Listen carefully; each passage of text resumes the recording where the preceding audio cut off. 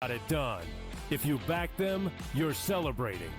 Football season may be over, but the action never stops. Are you ready for some baseball? At SportsGrid, we're always in the game. We bring you 24/7 betting insights, expert picks, and real-time analysis. Next big play is already in motion. Are you ready? It's smarter to be on SportsGrid. Anyone that's been to a sporting event, the atmosphere before a game, I think Game Time Decisions has that same exact atmosphere. This is our arena. This is what we do. There is going to be an energy to Game Time Decisions that you will feel night in and night out. The excitement you get when you lock your bets in, when you're figuring out what you want to do, we can zone in on the biggest games each night. I want this to be the place that people come to before the games start so they feel as ready as possible to lock in their cards. We are going to hit every single one of those markets that you need to know about. We're going to go through every single thing, and I've got a great team behind me that's going to help me get the job done. There is not going to be a better place, I promise you, than Game Time Decisions to get that new information, react to it, and be able to then bet accordingly. We will have everything at our disposal, and we will use that to our advantage. I'm Kevin Walsh. Tune into Game Time Decisions from 6 to 8 p.m. Eastern on SportsGrid. The two guys that can do it all. Too much electricity this morning. This is a good time. We're having a lot of fun. I had to do a triple take. Ka-ching! Why? Because of parity. I didn't mean to offend. Yeah, it's not going to happen. Load management is a dirty word. Let him rip. You know what? Circumstances provide the results. What? How do you do this once? Oh, Donnie, you got such a good show there. A network that is booming. The Early Line, only on...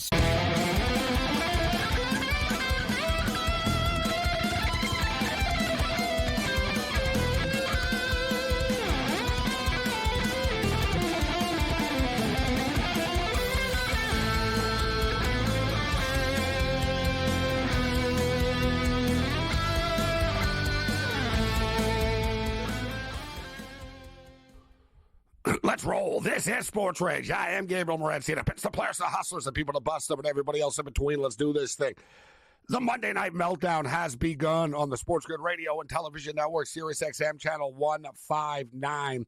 It's the calm before the storm as we head into the final week of regular season play in the Power 5 college basketball conferences. But we do have some smaller conferences tournaments that already begun. So let the March Madness begin.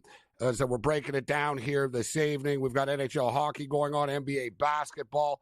A lot of stories going on off the field, off the ice, and stuff like that. Trade deadline rapidly approaching in the National Hockey League. The Combine is done in Indianapolis. And, oh, yeah, John Cena turned heel, which seems to have surprised a lot of people. And I don't want to break anybody's heart or anything like that right now, but, you know, he kind of is an actor, right?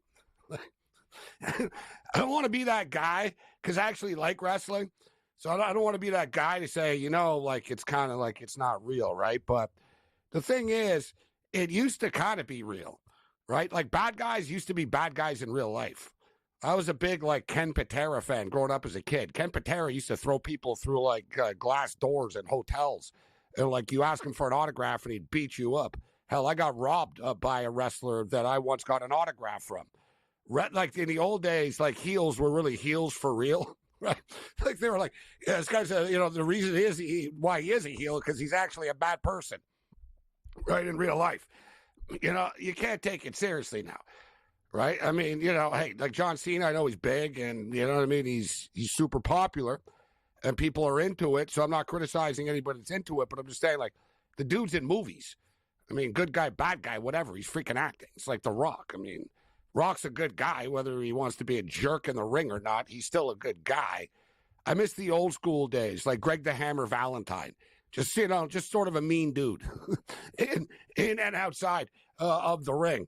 But we'll get into that here this evening. Speaking of which, Pete Rose. All this Pete Rose talk over the last couple of days, they do realize that he's no longer with us, right?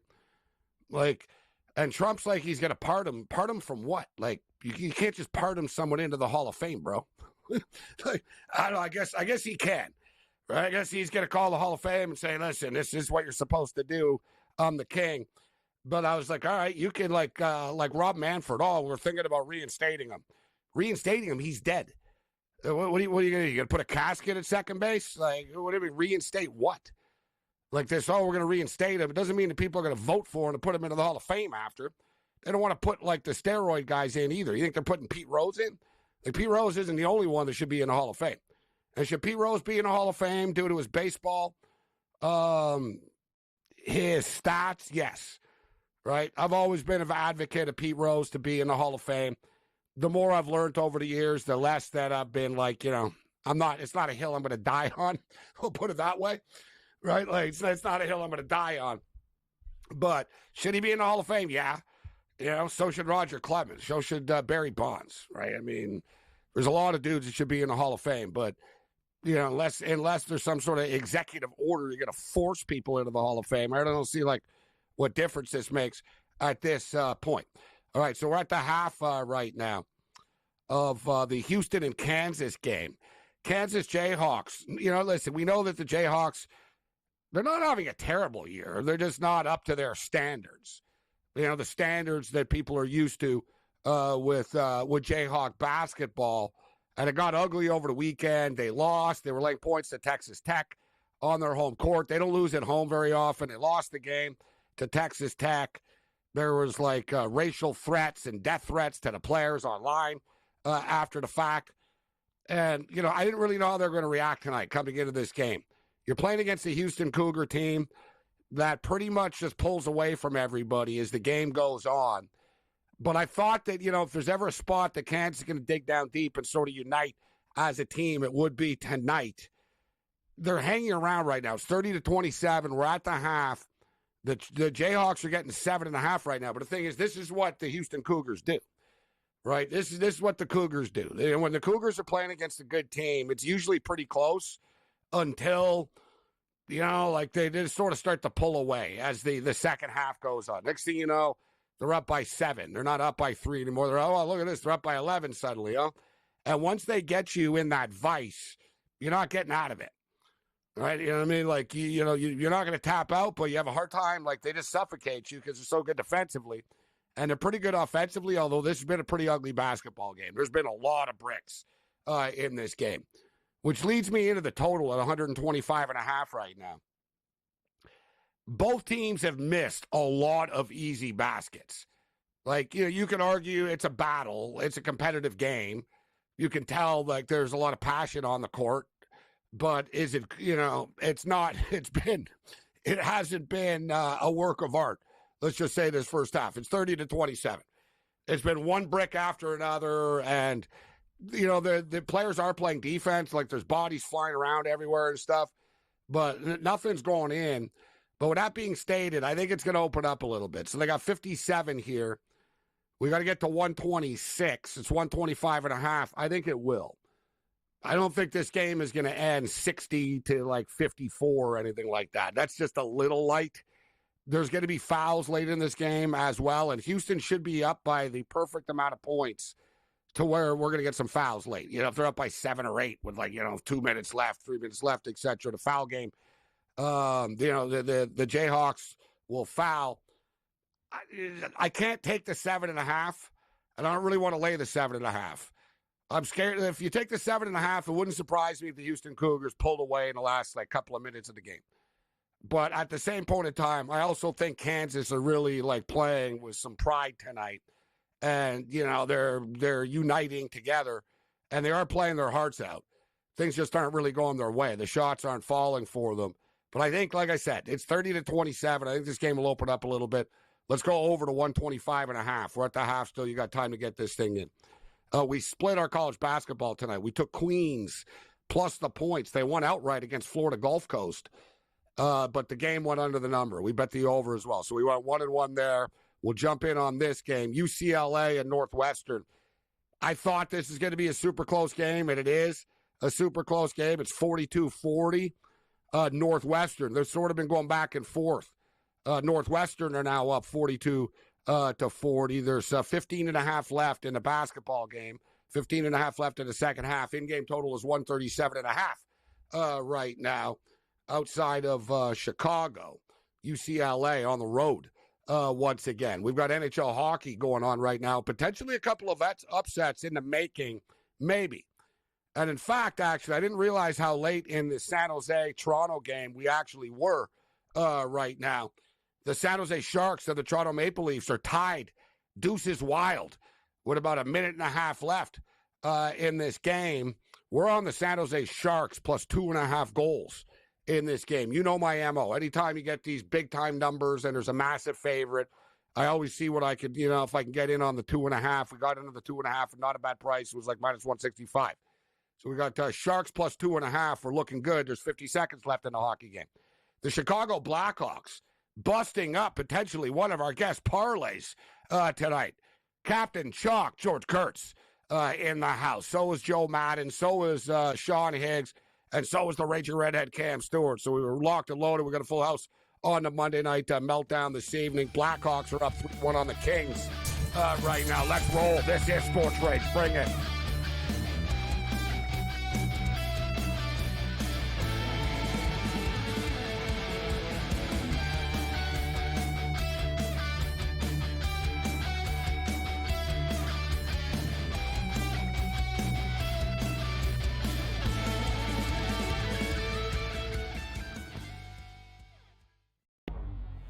Two guys that can do it all. Too much electricity this morning. This is a good time. We're having a lot of fun. I had to do a triple take. Ka-ching!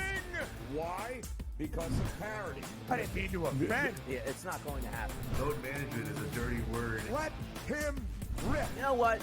Circumstances provide the results. What? How do you do this one? Oh, Donnie, you got such a good show there. A network that is booming. The Early Line, only on SportsGrid.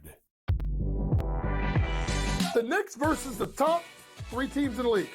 Oklahoma City, Boston, Cleveland, 0-7. And you take out the 110-104 loss to Cleveland at home in October, and they lost by double digits every game. The Knicks will make the playoffs. Number 1, do they fix their defensive problems? And 2, are they actually healthy? Betting above the rim, only on SportsGrid. You have Duke the 1, Houston the 2. They're the 2 best defensive teams in the country. I want to see them play for the right to go to the Final Four because I think that would be a kick-ass game. Duke is really great on both ends of the floor. They can score and they can defend, and that's why they win by big numbers all the time, because they're really good on both ends of the floor. I don't trust Houston's offense. Pharrell coast to coast, only on SportsGrid. The Eagles got it done. If you back them, you're celebrating. Football season may be over, but the action never stops. Are you ready for some baseball? At SportsGrid, we're always in the game. We bring you 24/7 betting insights, expert picks, and real-time analysis. Next big play is already in motion. Are you ready? It's smarter to be on SportsGrid.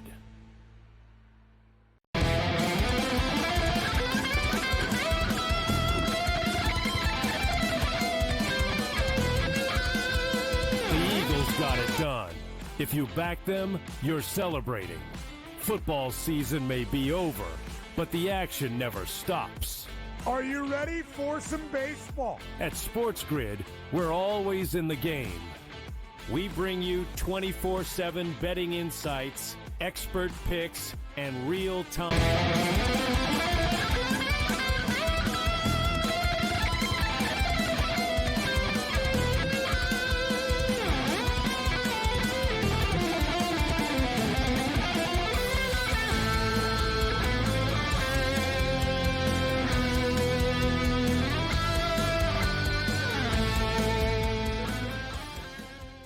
Let's roll. This is SportsRage. I am Morency. The pistol players, the hustlers, the people that bust them, and everybody else in between. Let's do this thing.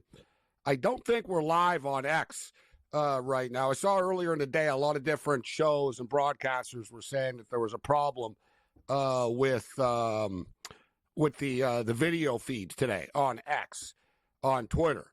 And it seems to have been a problem all day long, and it seems to have continued into this evening. But you can always watch. We're on a million different platforms, and networks. Go to sportsgrid.com / where to watch. But if you just want to watch a live feed, you can go to sportsgrid.com / live. And there is a live video feed up, available on many different platforms. Good thing with the X feed, though, is that there's a chat for people. So there's no chat right now. So if you got something to say, and I got a lot of tweets about the Duke Blue Devils, if you got something to say, fire me off a tweet at SportsRage. So the second half has started right now in Houston. I like the over 125.5 in game here, as it was obviously a pretty low scoring first half, 30-27. But as I stated, Kansas missed like a lot of just like putbacks and stuff. Shots that this is the problem for them, right? That's the problem with the Kansas Jayhawks. They're not a good like outside shooting team. And quite frankly, they're not a very good like inside shooting team. Like they need like multiple shots and like, putbacks. And it's too hard for them to score. Like they got to work for it so much to get points. It's catching up to them. I still think we can get over 125.5 here in this game. The San Jose Sharks and the Toronto Maple Leafs are in overtime right now. So the Sharks have the potential to bust up some parlays. George Kurtz is going to be very upset about this, maybe. And the Chicago Blackhawks are up 3-1 on the LA Kings, another potentially parlay buster. I can't see this. I can't see the Sharks and the Leafs game because I'm blacked out. I'm 3,000 miles away from Toronto, but I'm blacked out of this game. But I can keep you up to date with the Briar and the curling that's going on right now. As I've got live curling, and actually I do have live. I got live lines for it actually too. Oh, really? Yeah, Gushu versus it's Manitoba Carruthers versus Team Canada Gushu. That guy's unreal, Gushu. I'll tell you a story. His rival, I know him very well. He played in the Northwest Territories, Koe, K-O-E. He was Gushu's rival, but he moved from the Yellowknife Curling Club to Alberta because obviously the Calgary Curling Club and Edmonton are bigger than Yellowknife. He got too good, but he usually represents Alberta in the Briar. But Gushu always seems to have the better hand of all the Canadian curlers, Gabe. That's why he's Team Canada. Gushu is the greatest. Yeah, people are wondering, they're like, really? It's Manitoba versus Canada. If you're the champ, like you're the Canada guy. Yep. And then everyone tries to knock you off, like all the other teams knock you off. And like I said, these curlers are ruthless. Like, it's legitimate competition, competing for Olympic spots, like moving forward. And it's a legitimate, it's big time stuff. I don't really watch it too much. I'll flick by. It isn't, and if you bet on it, you can bet on it. And right now, actually, it's Gushu's up 2-0, but the over/under is 11.5 right now. Generally, these curling matches, from a total perspective, like they start to score more as the ends go on. Like if you jump in and you think, oh look, it's only 2-0 and stuff. Yeah, whatever, dude. We'll check back in like half an hour. You're gonna see suddenly it's like 5-3. These guys are too good. They're tossing rocks. Mm-hmm. They're going to put points up on the board, right? It's just the way that it is. But Gabe, like I said, I only dabble with it. Yeah, I'm just saying I covered a lot of curling, and I know one thing. It's very similar, like empty net goals. Like when you get a big lead, these other teams have to take chances, right? When they got the hammer, and a lot of the time, those are when we get the 4-enders and 3-end, like, you know what I mean? Crooked numbers in curling, kind of like the crooked numbers in baseball. That's the thing. You keep the game close with hammer, you're going to play a more conservative game. But a lot of the time when you get up like 3 or 4, the team behind is going to take chances, and that could be really great or a big disaster. But anyway, I'm watching this game because I do have Amazon Prime, and I'm watching it live. San Jose just killed off a 2-minute penalty in overtime, and now there's 2 minutes and 15 seconds left, and they're tied 2-2, Gabe. Got to give S.J. Sharkey a lot of credit. I saw your Twitter. Congratulations. You've had a great night on the ice. I'm with you. I have San Jose plus 1.5 in this game. I know Toronto really well, Gabe, and they played a very, very lucky and loose game against Pittsburgh to win 6-5 on the weekend. And, they're just kind of going through the motions right now with that lead. And San Jose is a team that doesn't quit. Bunch of young guys, and they're playing really, really good hockey right now. Totally impressed. Well, they have lost 8 games in a row. But they're good. But they're battling. Like I'm watching them. They're good. Like they're okay. Let's just say this. I get they've lost 8 in a row, but Which Is it they like they're have, the yes. best damn 8-and-lost team in a row. Like they're playing great. Like I'm watching these guys. They're playing good. They're blocking. No, they're compete. Yeah, they compete. They've got young players, and yes, they've been on the East Coast here. They're going to get fired up for these markets. They played in Montreal. They lost a close game to Montreal. Now we'll see what happens here tonight. But they are, like I said, they are a bad team by technical stance, right? yes. But they're like a terrible team. They cover in basketball that can cover a point spread. Yep. Like the San Jose Sharks, they're going in the right direction, the Sharks. There's no disputing. I mean, Celebrini's a stud. Will Smith is a stud. They have more coming up, too, like in the draft pipeline. They've got a bunch of studs playing in the NCAA still right now. Like the Sharks are definitely going in the right direction.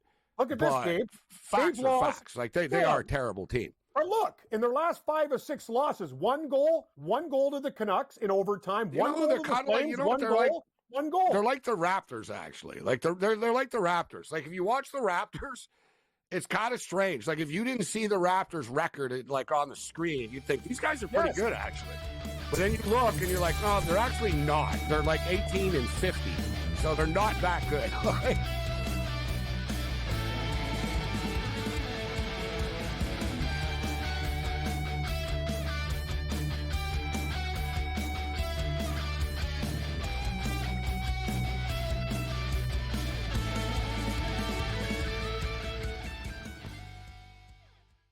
So my team didn't win this weekend, but I still did with this app that's taking over the game. Sports Millions Pick'em lets you make quick and easy predictions. Pick your favorite players, go higher or lower, and you can still win big even if your team loses. Plus, the multiplier is insane. With just a few picks, you can win big money. So get on it. They've got a welcome bonus to help you start off your winning streak.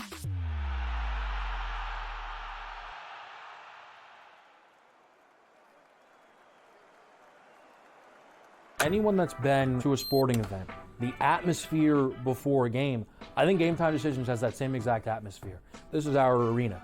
This is what we do. There is going to be an energy to Game Time Decisions that you will feel night in and night out. The excitement you get when you lock your bets in, when you're figuring out what you want to do, we can zone in on the biggest games each night. I want this to be the place that people come to before the games start so they feel as ready as possible to lock in their cards. We are going to hit every single one of those markets that you need to know about. We're going to go through every single thing, and I've got a great team behind me that's going to help me get the job done. There is not going to be a better place, I promise you, than Game Time Decisions to get that new information, react to it, and be able to then bet accordingly. We will have everything at our disposal, and we will use that to our advantage. I'm Kevin Walsh. Tune into Game Time Decisions from 6 to 8 p.m. Eastern on SportsGrid.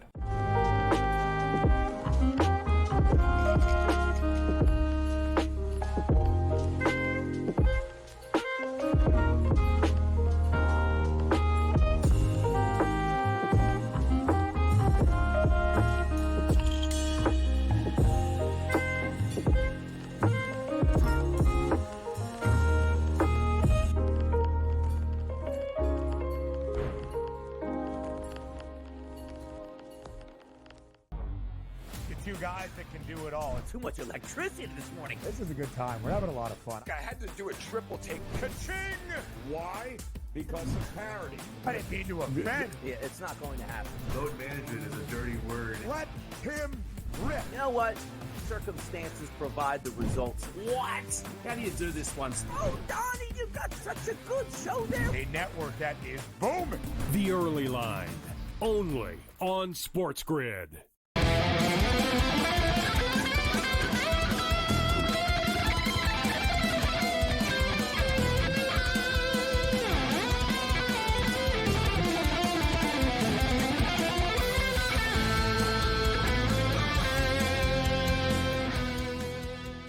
The Monday Night Meltdown continues. This is SportsRage, SportsGrid Radio and Television Network, Sirius XM Channel 159. We got a good number. Well, I don't know if it's a good number. We'll see if it's a good number if it wins.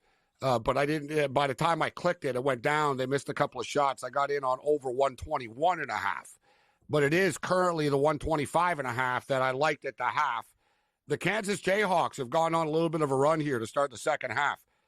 They've outscored Houston 10-6. And the in-game total has gone up to 125.5 again. And remember, Kansas were getting 7.5 at the half. Now they're getting 3.5, up 37-36. I should have bet the over of this Hawks and Grizzlies game tonight. These NBA games, like the Kings and Mavericks, it's a rout. Basically, the only games that seem to go under in the NBA right now are games that are like blowouts, where like one team's just like getting smoked by so much, and it's like 118-88 or something like that. And it's not going to get there. So you look at Sacramento and Dallas is like that right now, but Atlanta and Memphis, 132-130. And it looks like the game is just coming to an end right now. They end up getting to 262. I should have gotten in on that, but I had a lot of other bets going on here this evening. Let's bring Joe Madden in the house right now. Joe, got a couple of potential upsets going on here. San Jose Sharks and the Toronto Maple Leafs going to go to a shootout. And amazingly enough, the Toronto Maple Leafs have not been in a single shootout this year, which you figure is almost like impossible after playing 60 games. And what's insane is they're not the only ones. Like this is their first one. The Boston Bruins have only been in one shootout all year. The Edmonton Oilers have only been in one shootout somehow all year. It's pretty freaking crazy, actually. And you got some other teams. The Philadelphia Flyers have been in 7 shootouts this season. The Florida Panthers, 4-0 in shootouts this year. The Leafs should be good in a shootout, right? You've got a bunch of skilled players. You got your Nylanders, your Matthews, your Mitch Marners of the world. Oftentimes, though, these really skilled dudes, they get too cute and they lose the puck in front of the net. Yeah. And they're not great at these penalty shots. We'll see what happens tonight and how it works out. But how you doing, Joe? Who are you on in this game? I'm doing pretty good. I had the Sharks team total over 2.5, so I'm hoping they hit it here and get that puck in the back of the net. No, it looks like Stollarz did save it. Did you see that save? Holy yeah. jeez, Joe. That's like one of the saves of the year. This guy's like in his net, and the Leafs just scored on their last one, Gabe. So San Jose needs to score. They're 0-4 in shootouts, maybe 0-5. Yeah, they're about to lose their 9th game in a row. Hey, but by one goal. Remember, 6 of the last like I said, one goal. They're not good, though. No, they're not good. They're competitive. That's what they are. They're very competitive on the puck line. Great puck line team. Well, the only reason, I just said, Joe, I took the Sharks plus 2.5 tonight. But, and I took the Sharks plus I did the same thing. And, oh, my God, the Sharks score, actually. Yes, they did. The Sharks score. They've got them up against the wall here, so I'm actually kind of pulling for the Sharks here since they have lost 8 in a row. I'm a Leaf fan. I prefer San Jose to win. Then I'll snap these guys out of it. You got to play better against crap teams. They almost let Pittsburgh beat them over the weekend. That's what they do. Well, they are in a 5-game win streak, the Leafs. Yeah, but these you're like my advocate. They're not playing great though. Like that's the whole thing. They're not a 5-game win streak. You can't say that they're mailing in. They won 5 in a row. They let 5 goals against Pittsburgh. Pittsburgh's horrible. They're inconsistent. Even though they're winning 5 games in a row, there's lots of work to be done. They're not crisp. What's that, Joe? I said these are the games that they lose, right? They're coming home off a road trip. They've got Vegas on deck, back out on the road on Wednesday. They don't take these teams like the Sharks seriously. And I think this is why the fans in Toronto have such a hard time getting excited in that lower bowl. We know it's all corporate down there. Then they go to this game and they think their team is terrible. There you go. The 8-game losing, or what is it, Gabe? 8-game losing streak? No more. 8-game losing streak. I'm sure George Kurtz had the Leafs in a parlay. Oh, you think? Even I took San Jose tonight. Hopefully for Kurtz, he had it in a parlay with the LA Kings. That was his 2-team parlay. I agree. And his Islanders. Lost. Shut out tonight too. Brutal. Which actually upsets me because I got a point total bet on the Islanders. But I got to tell you, next year I'm not playing any hockey futures. It's the only sport I don't win. I don't win the futures, Joe. Whenever I play these futures in hockey. I bet on the Columbus Blue Jackets to go under 67.5 points, 68.5 points. Career year. They don't lose this team. The only thing I've caught on is I just bet on them. I do have the Canadians over.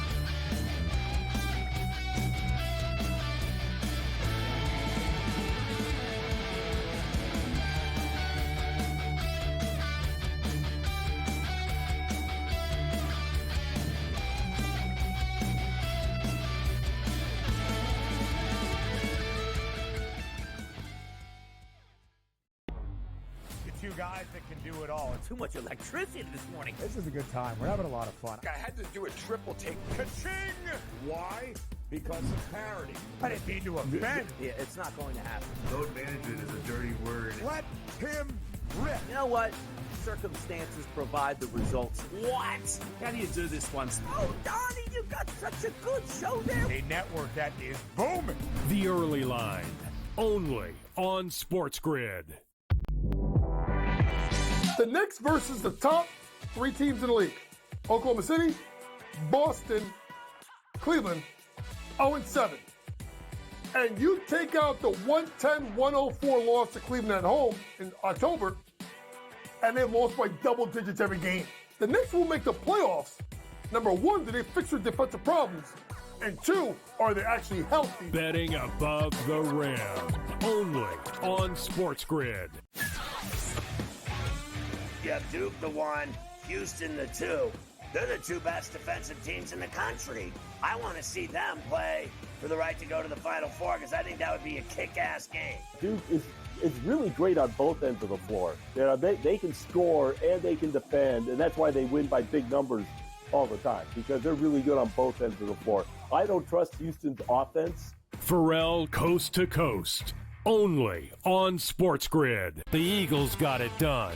If you back them, you're celebrating. Football season may be over, but the action never stops. Are you ready for some baseball? At SportsGrid, we're always in the game. We bring you 24/7 betting insights, expert picks, and real-time analysis. Next big play is already in motion. Are you ready? It's smarter to be on SportsGrid.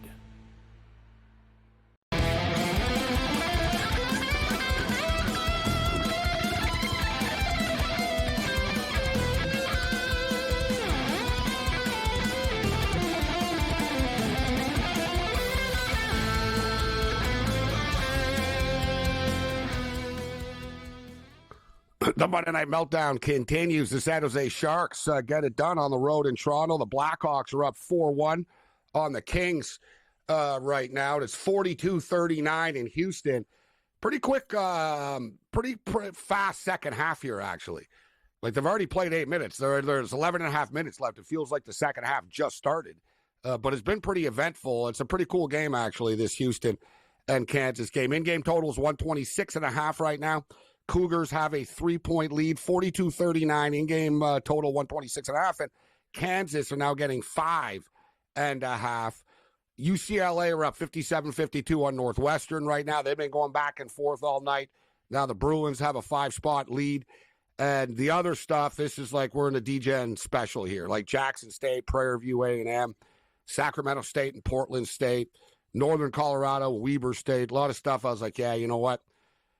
I'll be betting on these conference tournaments as they come along here. I don't need to start forcing it. I did bet on Queens, North Carolina tonight, not New York. People get confused by that when they see Queens University, but they're in North Carolina. They beat Florida Gulf Coast in the Atlantic Sun Conference tournament this evening. So their tournament has begun. March Madness set to begin. Joe, how'd the NHL treat you tonight? I thought that the misplaced line of the night tonight, even though it turned out to be a sweat job, right? They blew the lead. They were up 3-0 right away, and you knew there was like, yeah, you know, something weird's going to happen with the Canadians. But they were up 3-0 in the first period, like 10 minutes into the game, and then they end up winning 4-3 when it's all said and done. But I didn't understand, like, the Canadians are a pretty good team right now, the way that they're playing, and the Buffalo Sabres are not. Like, the Sabres season is done. They're about to, like, implode. Everybody is almost available on their team, with the exception of a few dudes. It was a weird line tonight. It was almost too good to be true. The Canadians nearly blew it, but Canadians minus 120, that was the weird number of the night for me tonight. Yeah, it seemed too easy to look at the Montreal Canadiens at that price, Gabe, but I did go for it and I took the over 6.5. Now, I did have both teams to score in the first period, expecting the Sabres to at least show up in that first period with a goal, but unable to do so. So I was kicking myself for not just playing the over 1.5. I did have a Tampa and Florida under 1.5 in the first period, which nicely cashed, but I had them to go to overtime. I really did think this was going to be able to get there. We saw Tampa on that that power play to end that game. I thought they were going to score, but Bobrovsky stood nice and tall between the pipes. And then Washington, what's their defense doing? I had Ottawa's team total under 2.5. I didn't expect that many goals out of the Ottawa Senators in that matchup. So kind of disappointed. And then I am rolling here with the Chicago Blackhawks. So I'm going to be holding my breath for the next 15 minutes here that the LA Kings don't bring it back, because we know this team has every ability to do so. We've seen Chicago lose how many games at this point in the game. So if you believe the LA Kings can come back, you get them plus 2.5 even on that puck line at plus 205. I'm going to hold my ticket with Chicago, though. I don't want to hedge in this one, but I'm hoping Connor Bedard can get on the board. He's come out of the break, and he hasn't been able to get those points on the board as of yet, and it's just not like him. So I was expecting something, especially looking at 4 goals. Hopefully he can get something done here in the next 15 minutes. It's a surprise the Blackhawks have 4 goals in this game, especially they traded Seth Jones to the Florida Panthers of all teams. That's amazing that Jones, like, he wanted to get traded, so then he basically went public and just started ripping the team after every game in the media, and it, like, they didn't have a choice. It was like, all right, what are we going to do? Like, this guy's like, we don't have a choice. We're going to need to trade this guy, like, fast, because just for the team morale, you know, I don't see any progress. This team hasn't gotten any better over the last 2 years, which is kind of a shot at Connor Bedard, to be honest. A little bit. You know what I mean? Like how many players, you know what I mean? Like, guys, if you were on the San Jose Sharks right now, you'd be like, nah, man, we've lost 8 in a row, but we're having fun and we're going in the right direction and Celebrini's a stud. But it wasn't like that. Like, it was like, no, this is living hell. And I'm surprised they're winning 4-1 tonight. I think they just caught the Kings sort of napping tonight. But good for you that you took the Blackhawks. This is the one game I didn't bet on tonight. I passed on this one.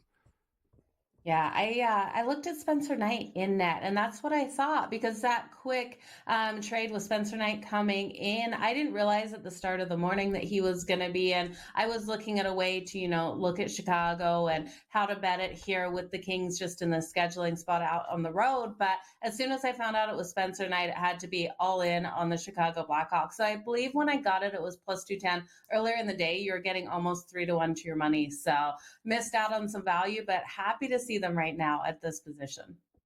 No, I checked the odds because they always take the odds down, guys, when they're playing at night, like to make the playoff odds, right? So I wanted to check earlier in the day to see the numbers, and it's amazing how quickly they change, like from a day to day, these playoff odds. The other day I had a poll question up, the Calgary Flames or the Vancouver Canucks, which team is going to make the playoffs? And they were separated by like a point. And the Canucks were minus 210, and the Flames were like plus 150. A couple of losses later, though, suddenly for the Flames, Joe, the Flames are like plus 310 right now to make the playoffs. And the Canucks are like minus 135. Yet the Flames have struggled suddenly. Big game for them tomorrow. These points all start to matter. But Vancouver, like, we keep waiting for them to turn the corner. It doesn't seem to be happening. It's like bumper cars. They turn the corner and they just hit the wall and they hit another car in front of them. Now they got Brock Besser controversy. It never freaking ends with this team.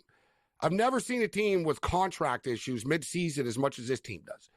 It's like they don't realize that these contracts are up. I swear to God. It's like, oh, what, really? Oh, I didn't realize. Oh, we got to do something. Oh, we got to extend them or pay them. Oh, I didn't know. It's like, well, why didn't you talk about this in the offseason and say, hey, you know what? These are the guys we're going to pay, and these are the guys we're not going to pay, instead of this, like, circus all the time. But do you think the Calgary Flames are going to make the playoffs, Joe?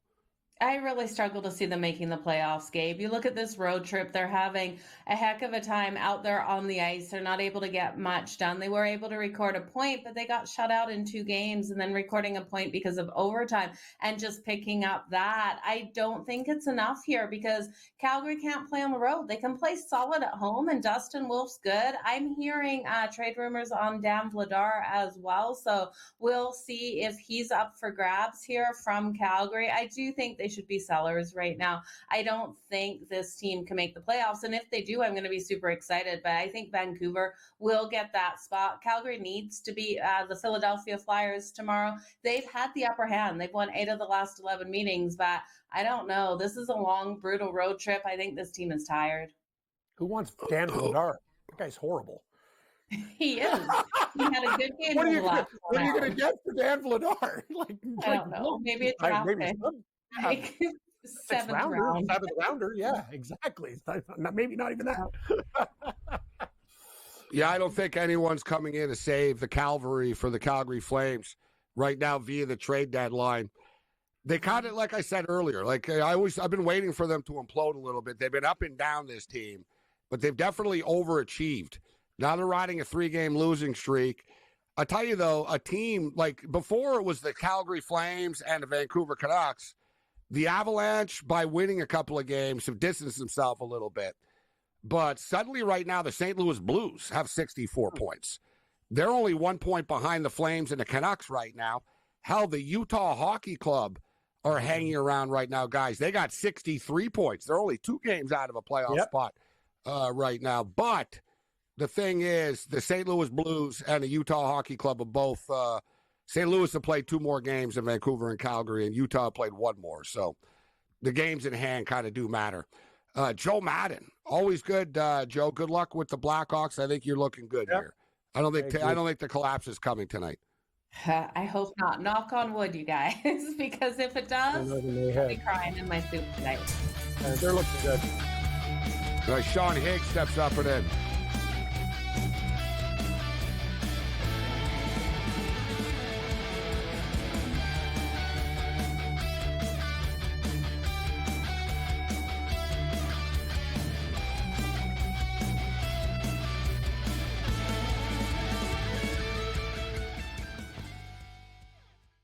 Anyone that's been to a sporting event, the atmosphere before a game, I think Game Time Decisions has that same exact atmosphere.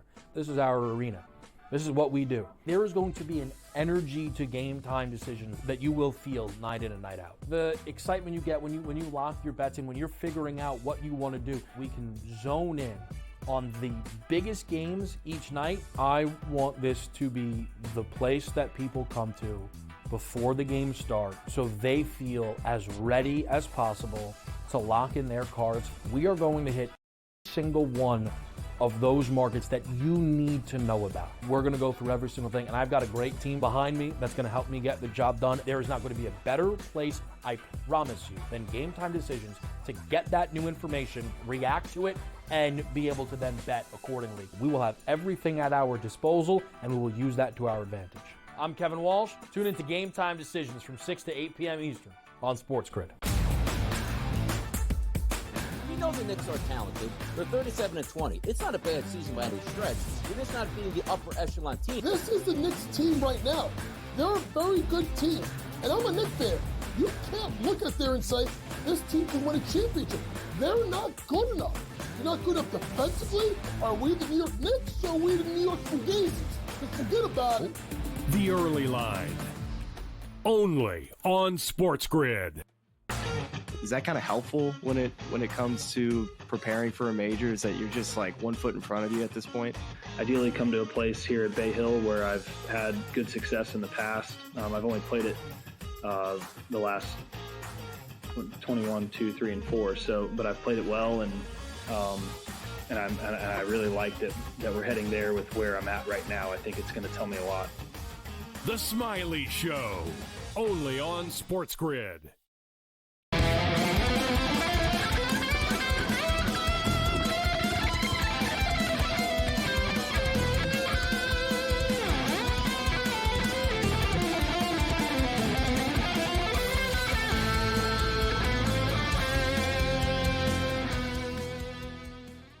All right, we got a close one going on in Houston right now. 7.5 minutes left in the basketball game, 7:36 to be exact. And we got a 2-point game, 50-48 for the Houston Cougars. Kansas are just hanging around. In-game total is 126.5 right now. Should be noted the Kansas Jayhawks are also into the bonus already, which should help this total as long as they just keep taking it to the rack. but still 7.5 left, 50-48. Fun basketball game, March Madness. Yeah, I guess you could say it's begun. You got Atlantic Sun Conference tournament action has begun, so we do have elimination games that are going on. But it's just, it's the calm before the storm. Last week, a regular season play. The next week, the big-time conference tournaments. We're still like 3 weeks away from March Madness, but it is around the corner. Sean Higgs steps up and in. He's ready to go for March Madness. What's up, Higgs? How you doing? Why you got to belittle the little tournaments this week? It's come on. These guys are out of it. Belittle it. He just said it's an appetizer before the main course. Quarterbacks, man. One of the best this game. You come at me, and then Higgs comes at you. It's amazing. It's like I didn't. What did I belittle? Like, yeah, I don't know. What did I belittle? I don't know. You're always stirring it up. Higgs. Did I say, that conference sucks? I didn't say anything. The guy bet Queen's University, for God's sake. I bet Queen's +5 tonight. They won outright, Sean. So, I'm all aware about the Atlantic Sun. I love Queens. That team's amazing. Queens. I threw 50 on them to win, I think, 2,500 to win the to win. I took a shot there. I had Jacksonville tonight, but yesterday I had North Florida. I'd had them early at -125. I'm like, all right, it goes off 3.5. I think I'm looking good. Yeah. At 10-0, I'm like, wow, this is going to be a rout. End up losing there, but what are you going to do? They were at home too, weren't they? Florida too, weren't they? No, they were not home. That was on a neutral. That game was played in North Alabama. Oh, they were. Yeah. Oh, that's right. Okay, yeah. Because games were played in North Alabama and Lipscomb. So. Yeah, but they were the home courts of the teams, right? So what they did is you had to play. You had to play the Atlantic Sun. No, it was neutral, Sean. But the winning teams are waiting. They went to the cities where they were playing already. So, like, they were going back to back. They weren't going to make these teams fly around and stuff. They're not NBA teams. Right? When they're playing, they were playing in the higher seeds court. Yeah. Yesterday it was neutral, but the home teams were waiting. That was my point. Like, they were playing in the cities of the higher seeds because it's a home court throughout the week. What I don't get, though, is now, I guess they play again tomorrow, right? And then I don't think they play again until Saturday after. I think they play tomorrow and then Saturday. I think they play Thursday and Saturday. My bad. It's kind of weird, the Atlantic Sun. I have my ASUN bracket right here printed out. They play Monday, and then they play Thursday semis, and then Sunday the final. Yes. Oh, Sunday. Yeah, but it's only Monday now. It's only Monday now. You're the Atlantic Sun. Just like get it over with. Like play it on Wednesday. Now I will belittle them. Here, the Atlantic Sun. Just get it over with. What are you guys having, a golf tournament and bowling tournament like in between games? Seriously, Cam, what? You guys need like a bye week, but like the Super Bowl? Oh, well, hey, we need a week to get ready for the next game. I think the tournaments, once you start, you play every night. What is this? What's happening? I told you it was weird. It's like Sunday, really Monday, Thursday, Sunday. It's like, all right. I'm with you. Now we will belittle the Atlantic Sun. Yeah. That's stupid. That's just dumb, Higgs. You can't fight us on that one. They should be playing every night. Can't defend that, Higgs. No, you can't. Hold on. How about the Horizon League? I love the Horizon League. They take a day off too as much. Hey, don't say anything bad about the Horizon. That's one of our favorite conferences. Yeah. He's Cleveland State. I'm Wright State. What's up with the Horizon League? What are they doing? I'm guessing my deal with the Horizon League is I guess that they're playing at 1 a.m. Eastern time. Like that's their thing. Like in Ohio. They're like, we're going to start the games at 11 o'clock Eastern. But Gabe, they're only taking, what do you see, Higgs? They're taking 1 day off? 1 day off. That's fine. You can't take 3. No. So what's up with the Horizon Conference tournament? I was going to say the printout I have for Horizon here says Tuesday, Thursday, and then next Monday and Tuesday. What? That can't be right now. Yeah, I don't know what you're printing it on, like a Commodore 64, but that's ludicrous. It's a weird setup. I honest to God, I would want to call. I would call him out too, but I don't know. Everything is so stupid in this world now. It would surprise me if it was true. So you're telling me, Higgs, on your thing, there's no way that they don't play for Thursday. There's no way they're playing two. Yeah. No weekend. I'm just telling you what the dates are. That's Gabe. I don't even know what to say. This is ridiculous. Like this is the Northeast. The Northeast says it plays on Wednesday, Saturday, championship game on Tuesday. Okay. These conferences really like to stretch their tournaments out, man. You're telling me, man, what the hell's going on? I went to. You know what it is, though?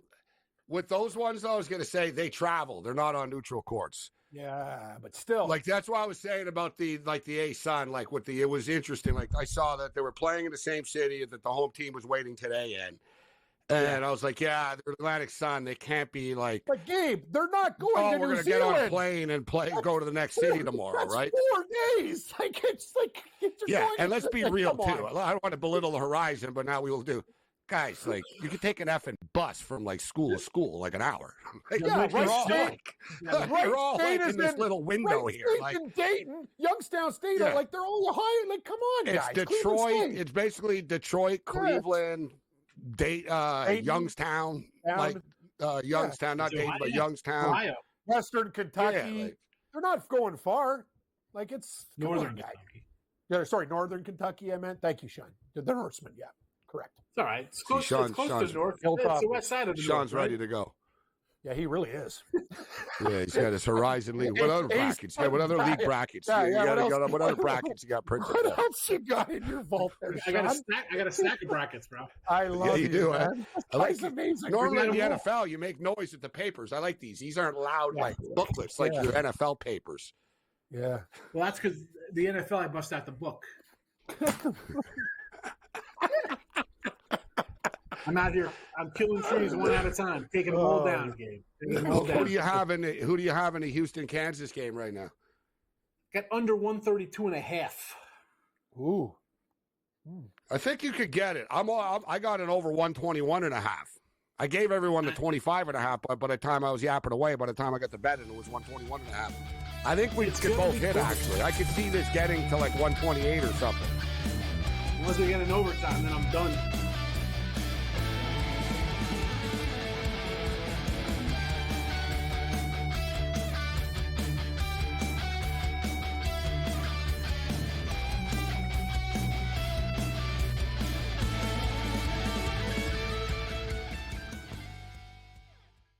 Anyone that's been to a sporting event, the atmosphere before a game, I think Game Time Decisions has that same exact atmosphere. This is our arena.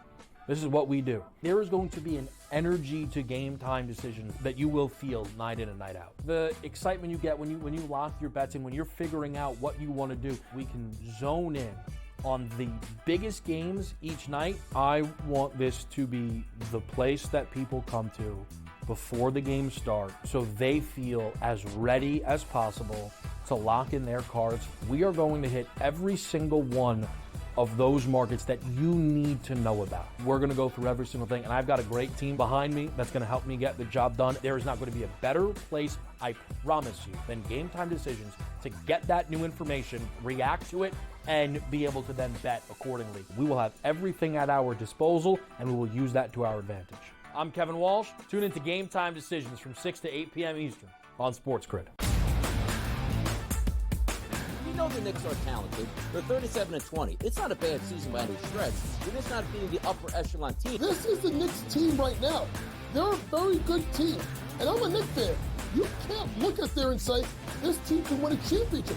They're not good enough. They're not good enough defensively. Are we the New York Knicks or are we the New York Fugazis? Just forget about it. The Early Line. Only on SportsGrid. Is that kind of helpful when it comes to preparing for a major? Is that you're just like 1 foot in front of you at this point? Ideally come to a place here at Bay Hill where I've had good success in the past. I've only played it the last 21, 2, 3, and 4. So, but I've played it well, and I really liked it that we're heading there with where I'm at right now. I think it's going to tell me a lot. The Smiley Show, only on SportsGrid.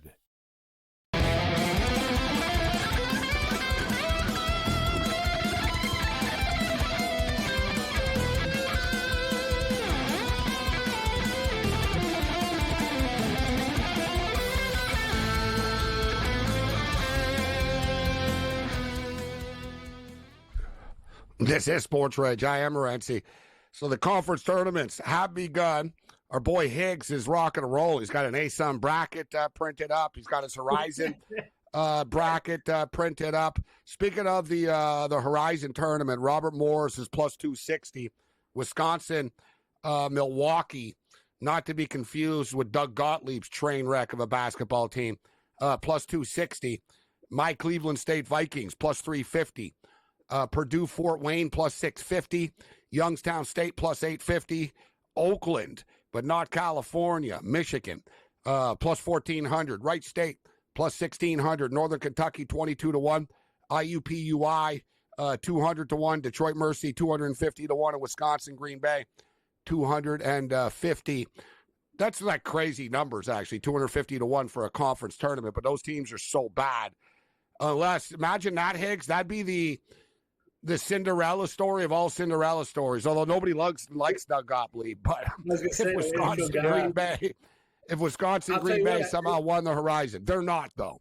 No, I bet him tomorrow plus 12.5 already though. I took him for tomorrow. They've been covering. He could go in there and say, man, we're battling. We're battling down the stretch covering games. So you're telling me what's Northern Kentucky? What were their odds? 20? No, they're playing Oakland. Green Bay's playing Oakland. No, I'm just saying they're 11-9 in the conference. Basically, they're 16. Wow, that's yeah, Gabe. I'm looking at this thing right now, going. A lot of those teams like Purdue, Fort Wayne, 12-8, Northern Kentucky, 11-9, Oakland's 11-9. What did you say their odds were? Oakland Mercy, 100? No, Detroit Mercy are 250-1. Oakland are 14-1. Oh, 14. One thing with the Horizon League is the favorite never wins. You can almost, but the thing is, there's a couple of favorites here, so it's tricky. You can't just dismiss them. They can make it to the final, but it's one of these conference tournaments. If you look at the freaking history of it over the years, the winner is always. It's not like, you know what I mean, like the 6-win team guys, but it's the 18 and 14 team or whatever. Like there's some team, they get hot, and they just start bombing threes. And they get through this. I think Cleveland State at plus 350 isn't bad, actually, here. Not a terrible number. And if you want to throw a dart, like Northern Kentucky's 22-1, a pretty big number. But I think Cleveland State can win this tournament. You're getting plus 350. What's your pick for the Horizon, Sean? I got Milwaukee plus 280. But as you're saying about these other teams here, Fort Wayne, Oakland, Northern Kentucky, 12-8, 11-9. Yep. The best team was 15-5. There's not crazy separation between those teams. So, is it worth a stab when you're going to get more than 10-1, 12-1? Yeah, why wouldn't you put a couple bucks on it if you want to take a long shot?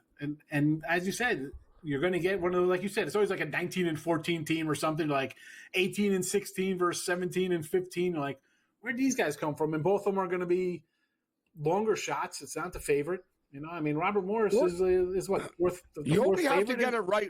You only have to get it right once or twice, too, right? If you're playing, let's say you take a shot, you get a 14-1, and one of the conferences is going to pay for the bets, or you just hope you sort of get to the finals and you put yourself in some different situations. Mm-hmm. Yeah. No, I don't have a problem with it. March Madness a little bit different. The fact is, 1 and 2 seeds only win, right? Like the Cinderella story doesn't exist in March Madness. They can win games and bust up brackets and stuff, but for future win, the win a national championship. Yeah, not for the Natty.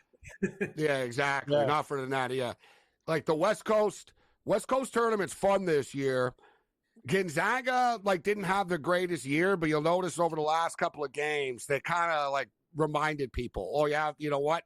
We're going to F you up. We remember losing to you earlier this year, and they're smoking teams right now.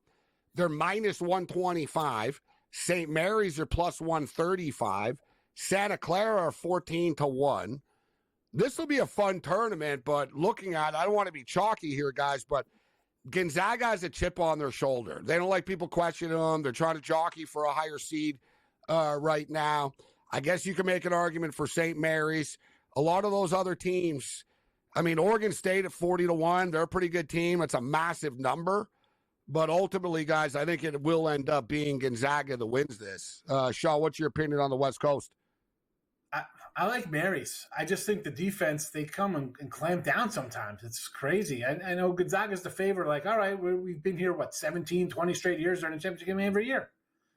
St. Mary's played them tough, too. They beat them. They're good. The Gales, they play them tough. Yep. So I have a Gonzaga future, too. I got I think an 18-1 on Gonzaga. It'll be a revenge spot, too, though, for Gonzaga when they play St. Mary's. They just lost to them, like, last week.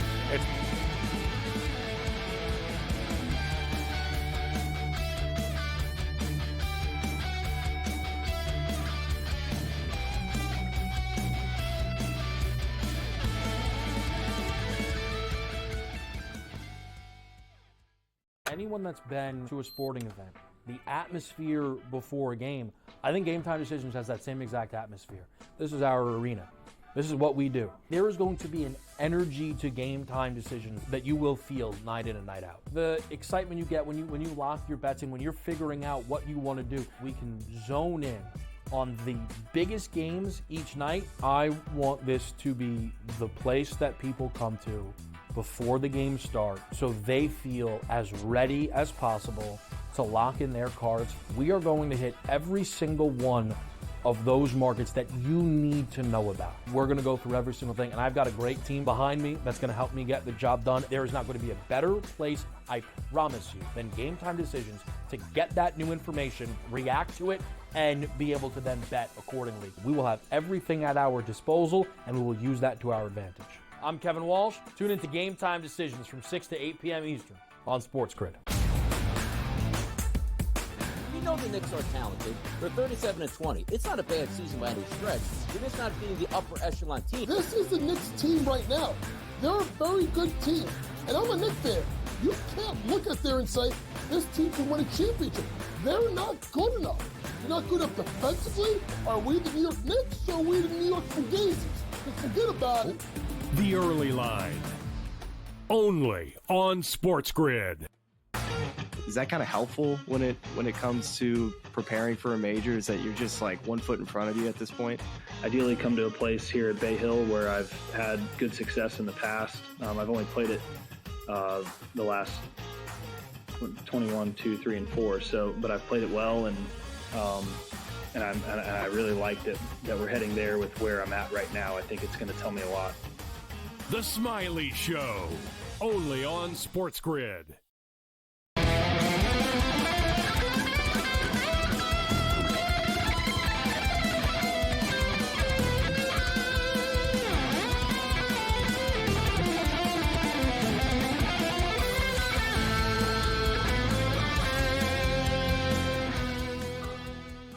Very impressive what the Houston Cougars have done. Level 2 has begun. I am Gabriel Morency, SportsGrid Radio and Television Network, Sirius XM, Channel 159, the Monday Night Meltdown.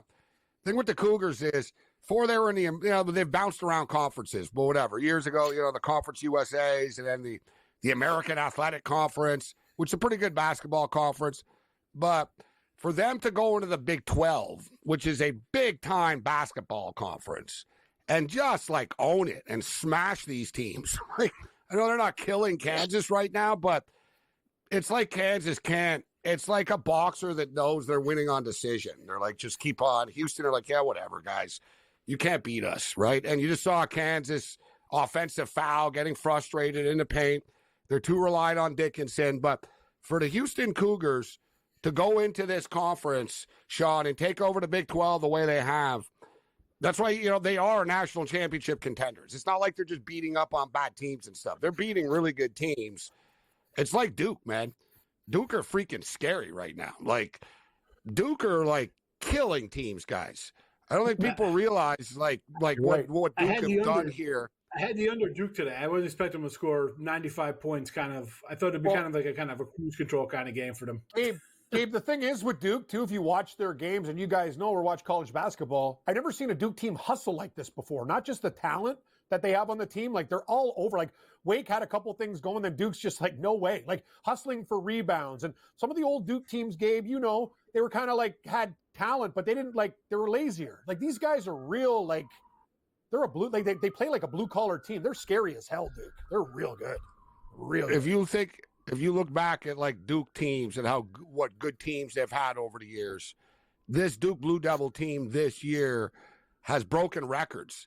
Most conference wins by 25 or more points, 10 now after tonight. Consecutive wins by 15 or more points. They won by 40-something tonight. 6 consecutive wins by 35 or more points, 4. And they've had injuries the last couple of games, too. But they haven't even been at full strength, and they're just murdering teams. Like you said, they are good defensively.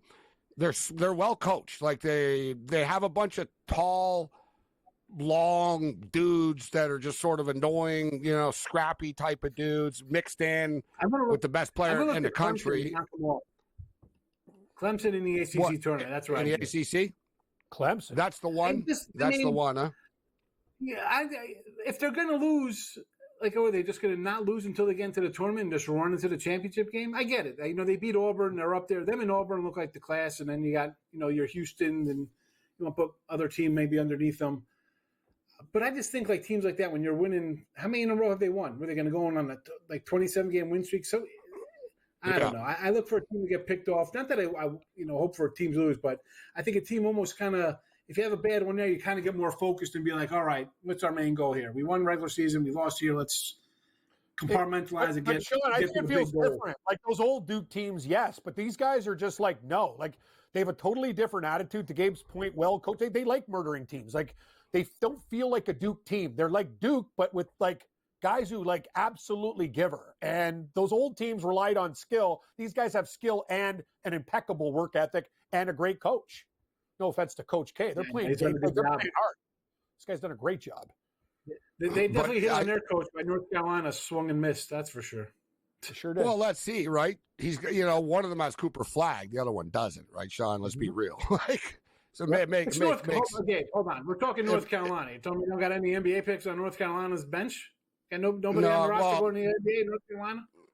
No, they're lacking. That's their problem right now, right? They just, their last couple of teams were great, right? They had great college players, but they had a hard time. A lot of these blue bloods are having a harder time now because there's more competition. Because they're not the only ones paying? Maybe because they're not the only one playing now.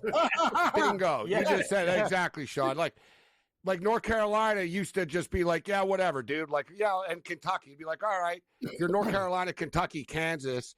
It was like, all right, the kid's going to Kentucky. So what? We got 10, 5 stars that want to come here. Now it's like, oh, what? Really? Texas Tech are offering them $3 million? Yes. Really? Right? And now it's like you got a battle. It's like freaking TCU just offered the kid $150K or whatever. It's a constant grind now for these bigger schools, and it doesn't matter. The modern kid doesn't care that Michael Jordan or James Worthy went there. You know what I mean?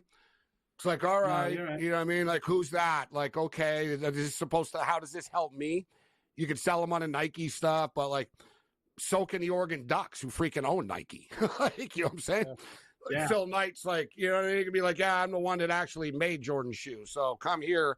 We have 1,800 uniforms, and here's 5, like you said, the stuff. But thing with Duke, though, Cooper Flag is that freaking good, right? They're going to be dangerous in a tournament. But I want to say I do agree with you, Sean. There are some coaches, not all of them, but there are some coaches that literally don't care if they lose in the first game of their conference tournament. You know what I mean? They're good. Yeah, good. We got the NCAA tournament starting next Thursday. I didn't want to play the Sunday anyways. And it can also yell at the kids and stuff. See, you're not as good as you thought you were, huh? So I hear what you're saying about a loss. It sort of rattles the kids. Look at Ohio State losing to Michigan in football. Canada losing to the USA in hockey was the same thing. USA all week were doing interviews and going on talk shows and laughing it up about punching Canada in the face on Saturday night in a fight. It was all right, haha. Meanwhile, Canada were pissed off all week practicing. Yep. Right? They were no, okay. You know what I mean? We're going to win on Thursday. We didn't care about your little game Saturday. We're going to win the championship now. So you're right. Sometimes losing can help teams. I know Bill Self used to be that way. Mm-hmm. Bill Self didn't like the conference tournaments. He was I don't care. Roy Williams was the same way. He's whatever. Let Duke win the conference tournament. Good for them. I don't care. The coaches are much more proud of winning the regular season conference title. Yeah. That's the one where it's we're the best team, not this stupid tournament next week, you know? No, tournament, somebody gets hot. It's I guess, listen, for the big tournaments like that, when you get an NC State gets hot and they can kind of put a couple wins together is great. On the flip side, these smaller tournaments, a team gets hot and it just buries a team that should be going to the tournament that wins 30 games or something, like San Diego or McNeese. When these guys get picked off, they're not going to a tournament. They won't be in that large team. No, we're going to take Arkansas, who's 18 and 15 out of the SEC. They get well, host. that's the thing I was going to say. This is really tough for teams to get into the tournament this year. You literally have 14 teams coming from the SEC. Like there's like 10, 12 from the Big Ten guys. Like if you look at the Big Ten, like everybo's almost in. Who's not? But should they be? Like Purdue's in, Indiana's in, UCLA's in, Michigan State's in, Michigan's in. Wisconsin's in. There's like 10 teams that are in like from the Big Ten, maybe 9. That's literally 25 teams, like 24, 25 teams between the Big Ten and the SEC. But I mean, you got should all these SEC teams be in here? Like, I mean, Georgia might make it. I mean, they're gonna have 19. Why can't I get? You're telling me like Utah State won't get in with 25 wins out of the one Mountain of those West? teams. To Gabe's point, because there's so many. Like that's the whole thing. Those teams on the bubble, they might take a smaller school because they can't let the whole damn conference in. That's the whole thing. By the way, that other player on Duke, Knappel, that guard that they have, that guy's a stud too. No one talks about him. Instead, like Cooper Flagg, the guy's he's a monster. All these guys, like that team's stacked. What's your future right now, Sean, for the national championship? We got about 30 seconds. What's a couple of schools you played? I got a Gonzaga one. When they beat Baylor early in the year, I'm like, I'm taking Gonzaga. They're not gonna miss a beat. And I got a Florida one at 12-1. I kind of like there too. So those are the two I have. That's the ones I have. Yeah, Florida, the SEC team that are right there that no one talks about this year for whatever reason.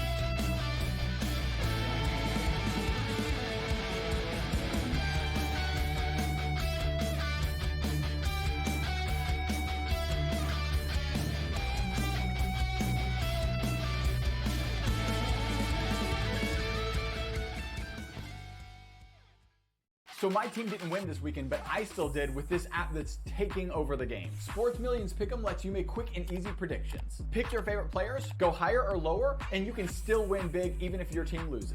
Plus, the multiplier is insane. With just a few picks, you can win big money. So get on it. They've got a welcome bonus to help you start off your winning streak.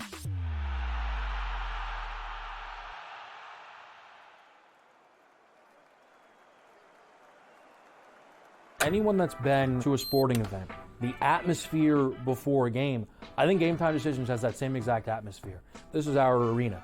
This is what we do. There is going to be an energy to Game Time Decisions that you will feel night in and night out. The excitement you get when you lock your bets in, when you're figuring out what you want to do, we can zone in on the biggest games each night. I want this to be the place that people come to before the games start so they feel as ready as possible to lock in their cards. We are going to hit every single one of those markets that you need to know about. We're going to go through every single thing, and I've got a great team behind me that's going to help me get the job done. There is not going to be a better place, I promise you, than Game Time Decisions to get that new information, react to it, and be able to then bet accordingly. We will have everything at our disposal, and we will use that to our advantage. I'm Kevin Walsh. Tune into Game Time Decisions from 6 to 8 p.m. Eastern on SportsGrid.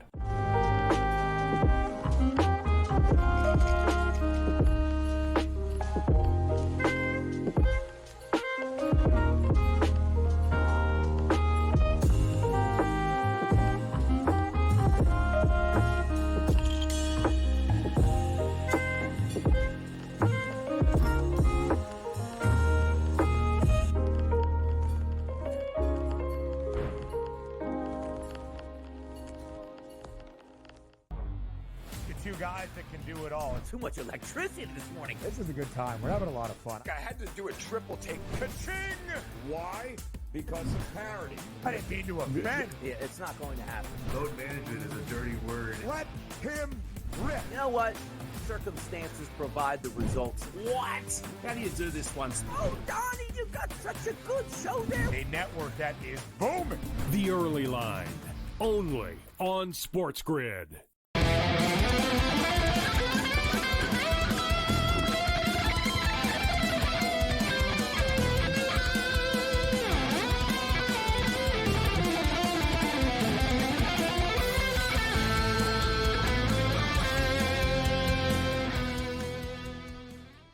$61-59 right now. There's 19 seconds left in the game. The Cougars have a 2-point lead. They've missed a bunch of free throws down the stretch here. And I was going to say, like, yeah, they're a really, really, really good basketball team, this team. All right, they just hit the first of a back, the first end here. But free throws could be a problem for them. I'm getting flashbacks of them missing free throws at a close game in a tournament a couple of years ago, too. Like this, you got to hit your free throws in these close games, and the Cougars got to tighten this up a little bit. At least I'm not going to judge them solely on tonight, but I've seen this a couple of times from them. I got that over 121.5. What are we at right now? They just got to 122. I gave you guys over 125.5, 124.5 and stuff, and Kansas just fouled them again. It's going to come down to free throws here, guys. They're a 122 right now, and Kansas are going to the line again right now. Houston, excuse me. Good job by Ken. Like, Bill Self just exasperated on the sideline. Like, the kid on Houston hits both free throws. Kansas turned the inbound pass over and then foul again. That's the game. It's like, all right, they're already kind of done. They weren't going to win, but they battled. I tipped my cap to the Kansas Jayhawks tonight, actually. They're going to cover the number, and I hit my in-game over. So good stuff. Let's bring in George Kurtz right now, who's probably a little Kurt. His name's Kurtz, but he's probably Kurt. Captain Chalk. San Jose Sharks beat the Toronto Maple Leafs tonight, and the LA Kings are going down. I said earlier, George, for your sake, maybe that was your parlay. It's always better if you're going to lose a parlay and it's the same, right? And it doesn't screw two of them up or like your whole night. It's like, right? If it's like, well, they both lost, then, hey, it's fine almost, right? Is that what happened to you? Like I said, you should make my bets for me. Do I know you well, Kurtz? I even knew that you had that parlay. Yes, the two biggest favorites. He just parlay. I was very happy that I didn't decide to double down and go in. I didn't decide to bet on the Kings also. So that was my parlay. I didn't double down on the Kings before the game started, trying to make up for my loss there. I know you and all bettors. That's fine. I'm good. And you and all bettors feel the same way, too. You were happy to see Chicago winning after. You're like, good, because now I'm not going to lose. I want to lose both, and I want to get destroyed. Right? The 3-2 loss by Toronto is annoying, but the fight, I would have got killed anyway. Either way, I'm aggravated here, so it's all right. Hey, listen, I had a good weekend. I was on a nice little run here. It came to an end tonight like it's always going to do. What happened with the Islanders tonight? Couldn't get on the score sheet. Back-to-back shutouts for the Blue Shirts. The best thing for the Islanders. The Islanders Lou Lamoriello needs to realize this team is not good. It's an average hockey team. You cannot be trading in. The Islanders need to trade it down. It's a seller's market right now. Nelson needs to go. Palmieri needs to go. I'm not saying these guys aren't good players, but they're not going to. The Islanders aren't going anywhere. They need to strip it down and rebuild. I don't care if it takes 3-4 years here. And Lou needs to go too, by the way. All right, and you want Anders Lee? Fine, take him. Everyone should be available on the Islanders with the exception of Sorokin. That's the only guy I'd want to keep here. The Islanders need to strip it down and start from the scratch here. Aren't the Rangers a strange team, by the way? You made that trade over the weekend. You're holding out Riley Smith. You got a second or fourth round pick back. What are the Rangers doing here? Are they going for it, or are they building up for another big trade before the deadline on Friday? Can't tell what the Rangers want to do here. I get the feeling now with these wins that, yes, they're reshuffling the deck and that they'll probably look to attack. And as you stated, it kind of is a buyer's market right now, George. There's a lot of teams that want players. There's a lot of teams in the NHL right now that think, you know what, we can win. There's the Rantanen talk right now in Carolina, which I find to be insane that they just traded for him. And this is why, teams, you always just sort of assume. You can't assume anything. But, when teams do these type of deals, normally they'll speak with the agent before, right? There'll be a sort of like, listen, he's a free agent, so you do like it here, right? And we're going to sign a contract, right? And sometimes players, and the agents will be like, no, we'll just talk at the end of the year no matter what happens. But I've never really seen this happen before where a player gets traded in a monster deal and literally like 2 weeks later, the other team is like, we want out. Like, you know what I mean? And you just gave up a bunch of players for him that are good. You just so Rantanen. And, the thing is, Rantanen isn't doing anything. I'm telling you, man, these Europeans are like Pedersen. When they get cold and they get like pissed off or just sort of upset about something, they're hard to get back into it. And, you know what I mean? Rantanen sort of has not been good with Carolina.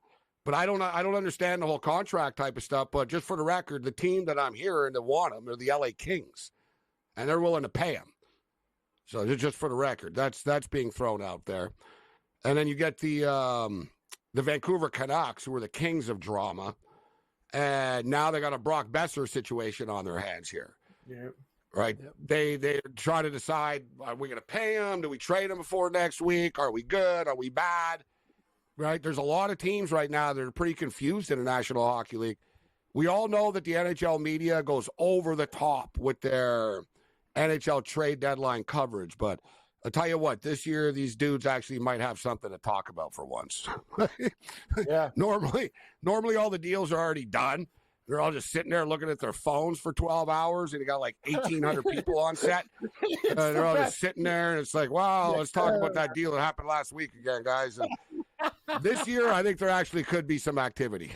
It's the best game I'm watching, too. And they're like, please, GMs, don't make trades before deadline day. Like, they're just praying for, like, blockbuster deals. Yeah, NHL guy and GMs to strike before the deadline now. Like, but there's a lot of players out there. There's a lot of teams, like the Sabres. There's a million teams taking calls right now. The Ottawa Senators are taking calls. The Buffalo Sabres are taking calls. Teams are calling the Canucks, and they sort of see that stuff's available. Look at JT Miller. You want a crazy stat, guys? JT Miller has 14 points since he's been a New York Ranger. Elias Pettersson has 8 shots on goal. Brutal. Yeah, no, you're right. Like, this guy's got a real problem. Like, Vancouver's invested in him. Like, he's ice cold. Like, he's supposed to be like the next coming. It's sad because he's just getting worse. What they're concerned about is because players look, dude. Connor McDavid went 10 to 11 games and outscored Austin Matthews, right? And people flip out on Pettersson all the time. But what's freaking the Canucks out is that's not freaking Pettersson out. They don't see like an anger from him, or a disappointment, right? He's just sort of there every day, and they're like, dude, like, come on,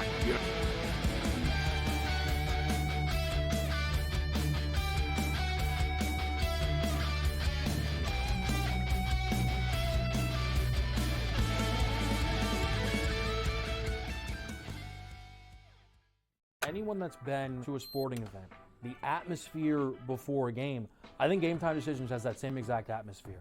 This is our arena.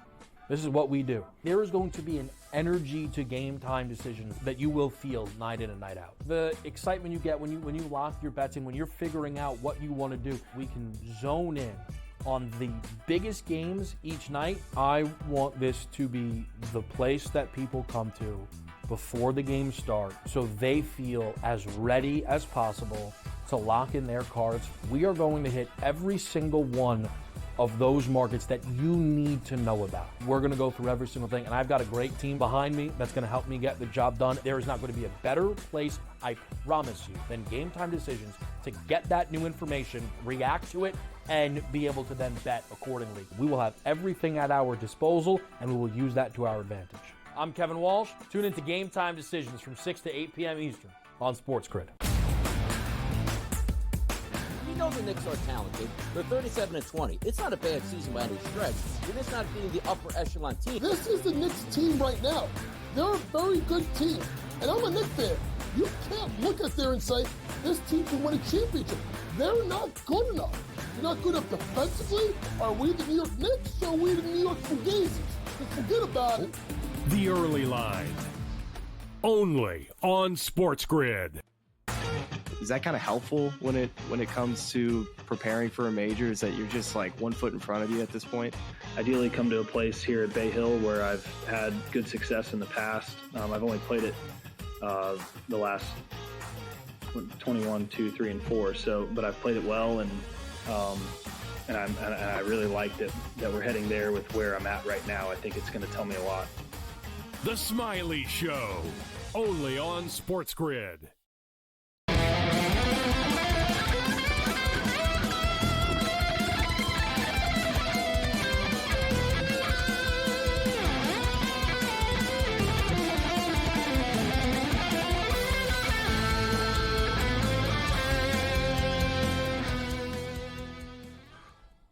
All right, we're into the ninth draw right now. My curling lingo might not be top flight, but we're the ninth here. It's 4-2, so it has gone way under the 11.5, just for the record. And 4-2, no more total. I gotta believe this is like the last match of the night. Well, just for the record, too, it's freaking packed. Like the arena is packed right now. People love curling, Gabe. I remember you talking about the ratings and stuff like that. Yeah, this is on the West Coast. So also, I should note, this is in Kelowna, where I was last week, actually. This is in Kelowna at the home of the Kelowna Rockets. And they're getting like 5,000 people a night. The state, it's a junior hockey league arena. Like it holds about 5 or 6 or something like that. The Memorial Cup is there next year. I plan on going back, actually. We're a fan of Kelowna. All right. Although it's better to go in the summer than the winter, I'll tell you that. All right. So speaking of summer, I want to get Cam and George's take. I'll go to you on this first, George. I don't know if you saw Travis Hunter.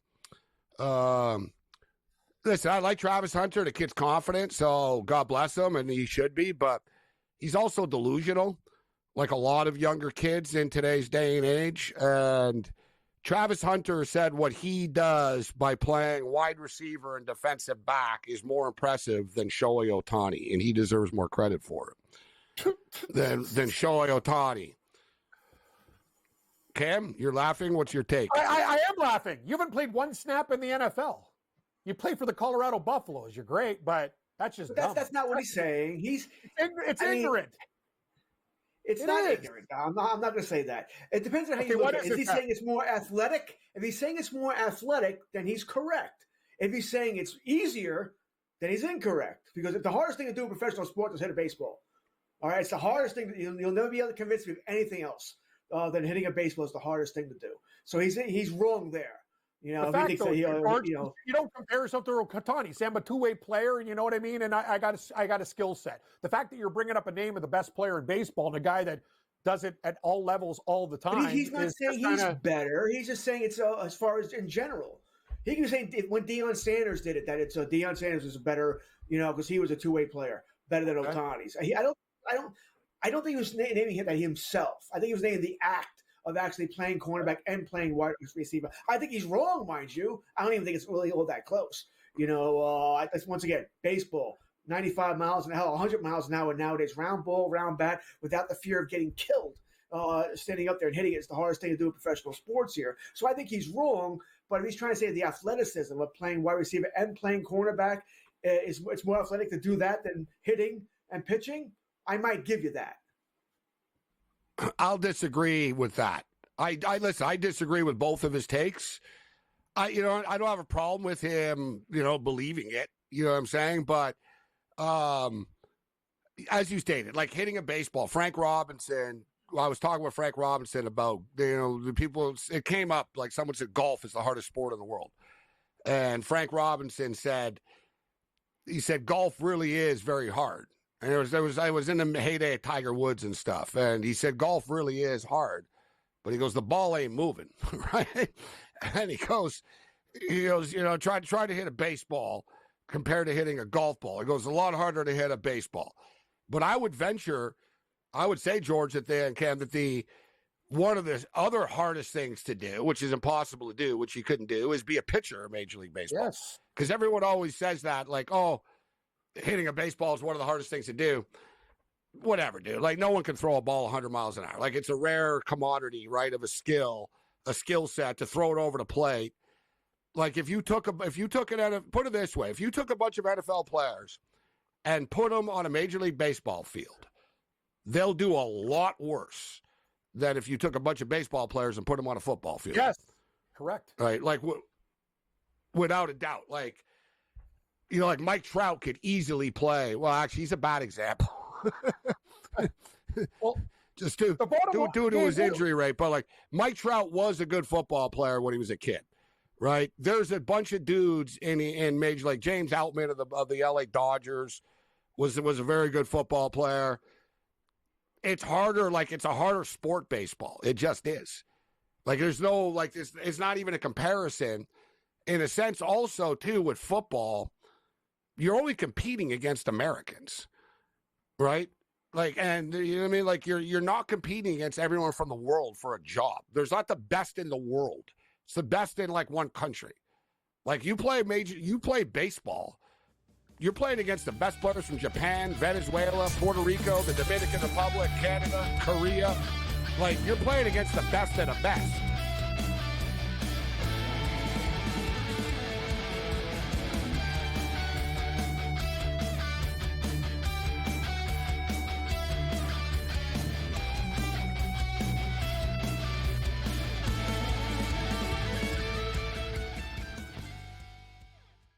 Anyone that's been to a sporting event, the atmosphere before a game, I think Game Time Decisions has that same exact atmosphere. This is our arena. This is what we do. There is going to be an energy to Game Time Decisions that you will feel night in and night out. The excitement you get when you lock your bets in, when you're figuring out what you want to do, we can zone in on the biggest games each night. I want this to be the place that people come to before the games start so they feel as ready as possible to lock in their cards. We are going to hit every single one of those markets that you need to know about. We're going to go through every single thing, and I've got a great team behind me that's going to help me get the job done. There is not going to be a better place, I promise you, than Game Time Decisions to get that new information, react to it, and be able to then bet accordingly. We will have everything at our disposal, and we will use that to our advantage. I'm Kevin Walsh. Tune into Game Time Decisions from 6 to 8 p.m. Eastern on SportsGrid. We know the Knicks are talented. They're 37-20. It's not a bad season by any stretch. They're just not beating the upper echelon team. This is the Knicks team right now. They're a very good team. And I'm a Knicks fan. You can't look at there and say, this team can win a championship. They're not good enough. They're not good enough defensively. Are we the New York Knicks or are we the New York Fugazis? Just forget about it. The Early Line. Only on SportsGrid. Is that kind of helpful when it comes to preparing for a major? Is that you're just like 1 foot in front of you at this point?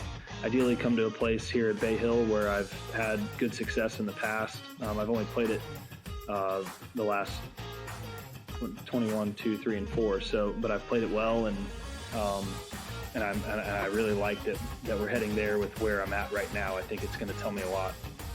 The Smiley Show, only on SportsGrid.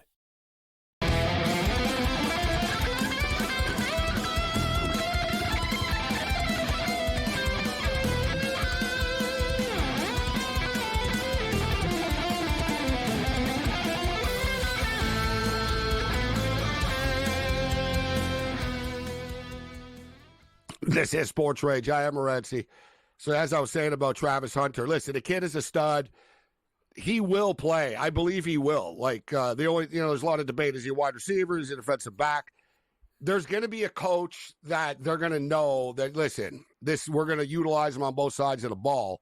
But, like basically, I would say 5 plays. You know what I mean? 5, 7 plays. If he touches the ball 3 times, 4 times, okay. They're not going to have him like returning kickoffs and stuff like that, right? You don't want to get the kid killed.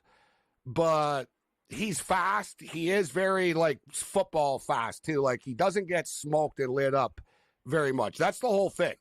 Does he get murdered on the offensive side of the ball? No. I don't know I don't know how great of a wide receiver he is really.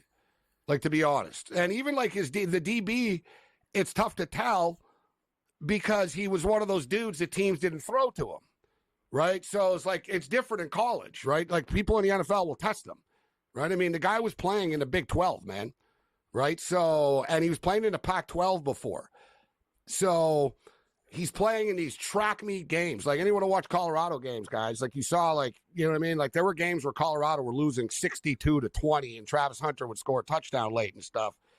I'm not saying the kid's not a stud, but I don't know. Like, is he a stud wide receiver? I'm not really, like, when I saw him, I'm like, I don't know. I don't really think he runs routes. They just sort of like got him the ball. It was like, all right, listen, we're going to throw you a quick screenplay and you just take off down the sideline. And it worked, right? He scored like 12 touchdowns. So there's no disputing that. But like, put it this way, he's nowhere near as good of a wide receiver as McMillan from Arizona is. And McMillan is like right there in the draft too. right? Like, it's not even debatable. Like, McMillan is, like, a lot better than he is at a wide receiver. You could argue, like, Luther Burton, and then you get Ibuke. You get, like, there's a lot of dudes that are good wide receivers in this draft. And then from a DB perspective, I don't know. He had 4 interceptions. They didn't throw to him all that much. He did get burnt sometimes as well.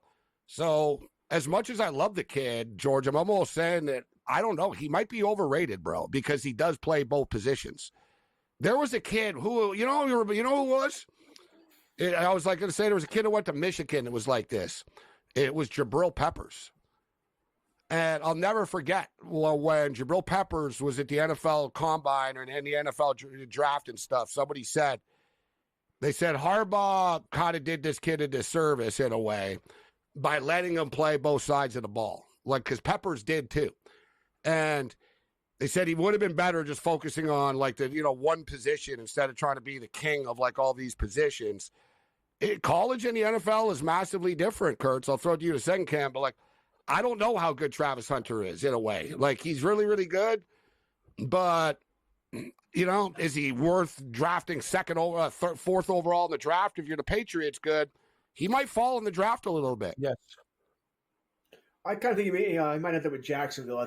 They seem to be a team that would take a shot on this and see if they can get something out of both sides. I think it's going to be a DB. Without knowing what team drafts him, I don't know if we can make that definitive statement, but I think he'll be a DB. I think he'll be a pretty good DB, maybe a lockdown DB here. I think you already said it earlier. He'll play 5 to 8 snaps on offense. They'll have a certain package of plays for him. We'll see what he can do here. If he does well, maybe they'll develop it from there or extend it from there.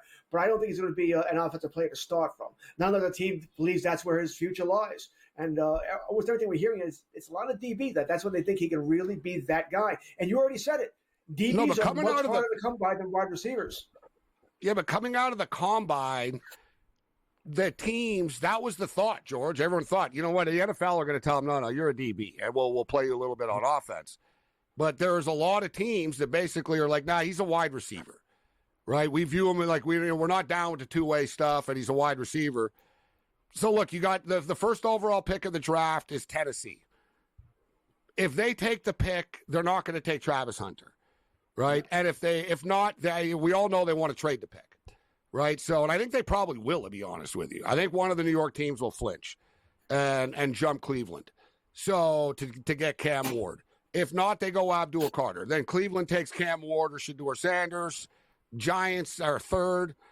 Let's say they get one of the quarterbacks. Then that leads you into, if you're the New England Patriots, do you go with McMillan to hook him up with Drake May? Do you go with Travis Hunter, who's this two-way dude? Or do you go with like Mason Graham or a James Pierce or like a defensive stud? They're the ones that, you know what I mean? They're the Patriots. And like Hunter could fall like past 4, I'm thinking potentially now. I think that's a good call by you, Gabe. And I think another thing is, great call on Peppers. You actually do a disservice because we don't know exactly what's happening. And to your point, we watched a lot of Colorado games, and he scored a lot of garbage points, but he's also very talented. I don't know if I'll tell you one thing. I don't think Tennessee takes him there either. No way. I think he can fall to 4 with New England. And I know Jacksonville, they need everything too. They need a receiver. Who the hell's their best receiver? I think it's Jacksonville. They got horrible receivers, George, as you know. Like, you know what I mean? They have Brian Thomas Jr. Trevor Thomas Jr. Yeah, I'm talking about the rest. McMillan has to go to New England. McMillan has to go to New England, right? If he's their number 1 wide receiver, they need Drake May to have something. For the love of God, something. I want to say. Yeah, but McMillan is the best wide receiver on the board. Correct. That's why he goes to New England at 4, right? That they need him. I think Hunter would go to Jacksonville. Then you said, you're right. The Raiders are you're right too. If you're the Jacksonville Jags, you're the type of franchise, you really couldn't be happier to get Travis Hunter because he is a star, right? You know what I mean? You got to get some sort of, flash. You put him alongside with Thomas and Ridley and, right? And, they do have wide receivers, actually. To me, it was their quarterback, They're the skill position players aren't bad. Thomas took off with Mac Jones, not with Lawrence. I mean, that's what I'm saying, George. Work out next year. Like the wide receivers guys aren't the problem in Jacksonville. Like the quarterback play was, right? I mean, Trevor Lawrence isn't very good. That's why, like, that whole rumor about, Pittsburgh and other teams are interested in Trevor Lawrence. And Jacksonville said that's the most ridiculous thing ever. I'm thinking, you guys, this is why you're the Jags. Like, this is an opportunity for you guys to bail on this contract and get out of this. Like, seriously, he's not getting any better. Yeah, like, he's like worse. been in Trevor prone. Lawrence. Trevor He's Lawrence been a has the little exact same stats as Daniel Jones, for the record. Like, if you look at their He's been a numbers, little they're the screwed. exact They keep same. changing coaches and stuff like that. He did get screwed, but, if Pittsburgh was seriously interested in trading for Lawrence, yeah, they should have moved him and gotten out of that contract and started all over again.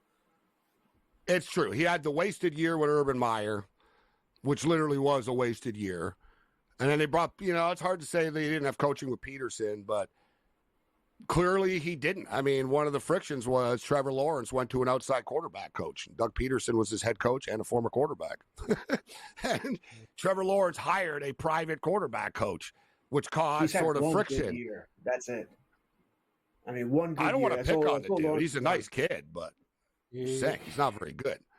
No, and he's first overall pick. The thing about Lawrence is too, it's just he's getting more frustrated. He's injured a lot. They had, and Tanks Bigsby, when he came in too for Etienne, they were running the ball a little bit. It's just, I don't know what Lawrence is doing. Like, he's just, some games, Gabe, he's just skipping balls in. There's obviously a problem. They need a better back too. Yeah. Their line wasn't great. The thing with Lawrence is he just doesn't have that next level. Like, he's okay. That's all he is. He's okay. You know what I mean? He's not like terrible, but he's not good. Like, he's just middle of the road type of player. We'll see. I don't know. This draft is one of the most unpredictable ones ever coming into this. I mean, we still have a ways to go with this, but the decisions have to be made, like, basically like tomorrow, right? I mean, like, Sam Darnold the decision's going to be made tomorrow. We already saw to Matthew Stafford. Like, the dominoes are going to start to fall soon in the NFL with these quarterbacks leading into the draft, which will let us know a little bit more about the draft. I can't, like, the Giants aren't going to sign Aaron Rodgers. Like, I'm not buying that. I hope they do. That would be great. Wouldn't it, great? Please sign Aaron. Just from an entertainment standpoint, you want. Yes. Right? Yes. Gong Show, part 2. Yeah. Aaron Rodgers versus the Cowboys twice a year, George. You want to see that? Oh, yeah.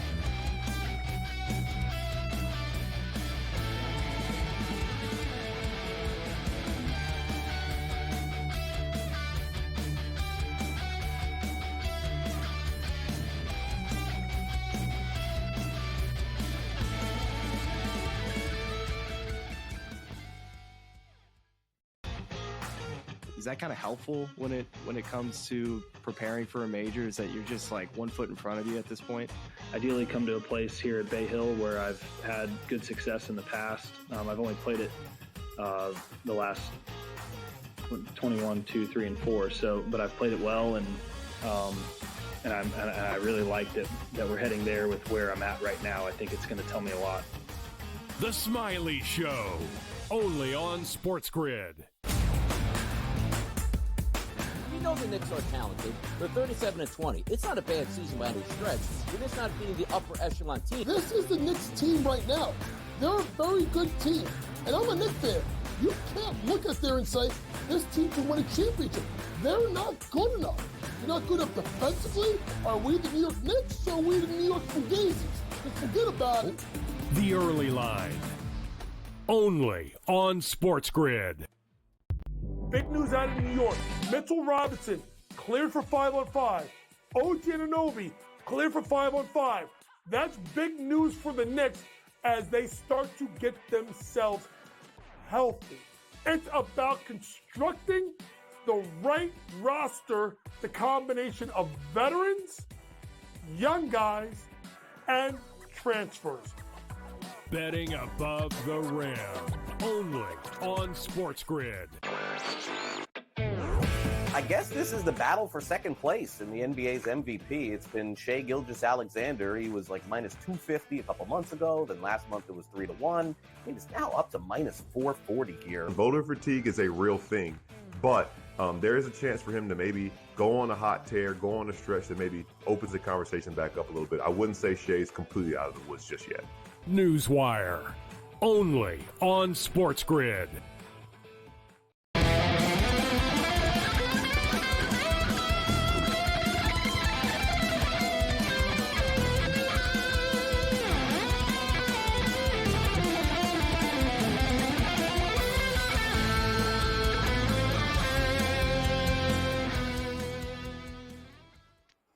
It's 2025, and we all know that the world has never been a crazier place than it is right now. And I think one of the craziest things in the world going on right now is the fact that Sam Darnold and his agent are in a very good mood, and their phone is going to be ringing off the hook in about 24 hours after the Minnesota Vikings. I don't think the Vikings are going to pay him. So, right, they got J.J. McCarthy.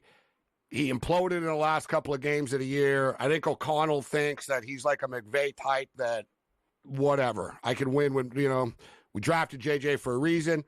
We'll sign another veteran just in case he gets hurt in camp, and we'll just do this thing again. I think Darnold is going to end up on the market, and it's pretty crazy. And listen, no one thought he was going to do well. And those last two games, remember, guys, how bad he was. But we said he's still going to make money, right? They're not going to throw out like everything that he did, like just because of those two games, even though it was so bad. And I would throw everything out personally. Like I would not give Sam Darnold some 4-year, $200 million deal, guys. But I think somebody is about to. I'll take the under on that, but not much. I'll probably have 4. Yeah, but you get my ballpark figure. Yeah. Yes. Like he's getting paid. 3 years, 140 or something. 3 years, 140. You know what I mean? 120. There's not 32 quarterbacks. 125. Someone's going to pay him. Yeah, right. I do wonder this because there's some in the Minnesota Vikings organization who don't want to give him away for free. I do wonder if they can get silly and try and franchise him and trade him. It'd be very difficult, but I wonder if they could try and do that. But I don't think he'll be Minnesota's starting quarterback next year. I think that will be McCarthy. And I believe what you said. I think O'Connell does believe I can get the same out of McCarthy, and I can save $40 million, $50 million, whatever it might be. We strengthen up the offensive line or defensive, whatever it might be. We put that money there. So I think he'll be playing for another team. I think the Raiders will be that team.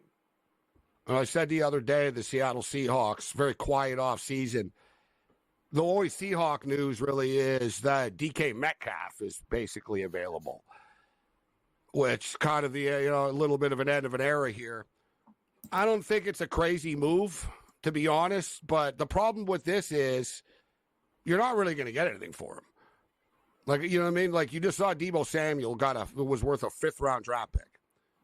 So, like, what are you getting? This opens up for Jackson Smith and Jigba. Like, the Seattle camp, they're in a serious transition mode here right now. Like, they do have some young players, but they have a bunch of old players. And I think it is time. Their problem is, too, Geno Smith. They were damned if they do, damned if they don't. They don't re-sign him, then they're screwed. And, you know what I mean? They're really bad, and they don't want to be really bad, but they don't really have the commitment to win. So they're in this weird spot. Like, they're just like, if you look at the Seahawks next year, it's like, yeah, whatever, dude. They're going to be 8-9 or 9-8 or something. Like, it'll be the exact same thing over again. That's what I don't want. There's nothing worse than being in the middle of the NFL. You want to be bad or you want to be really good. You get those bad draft picks and stuff.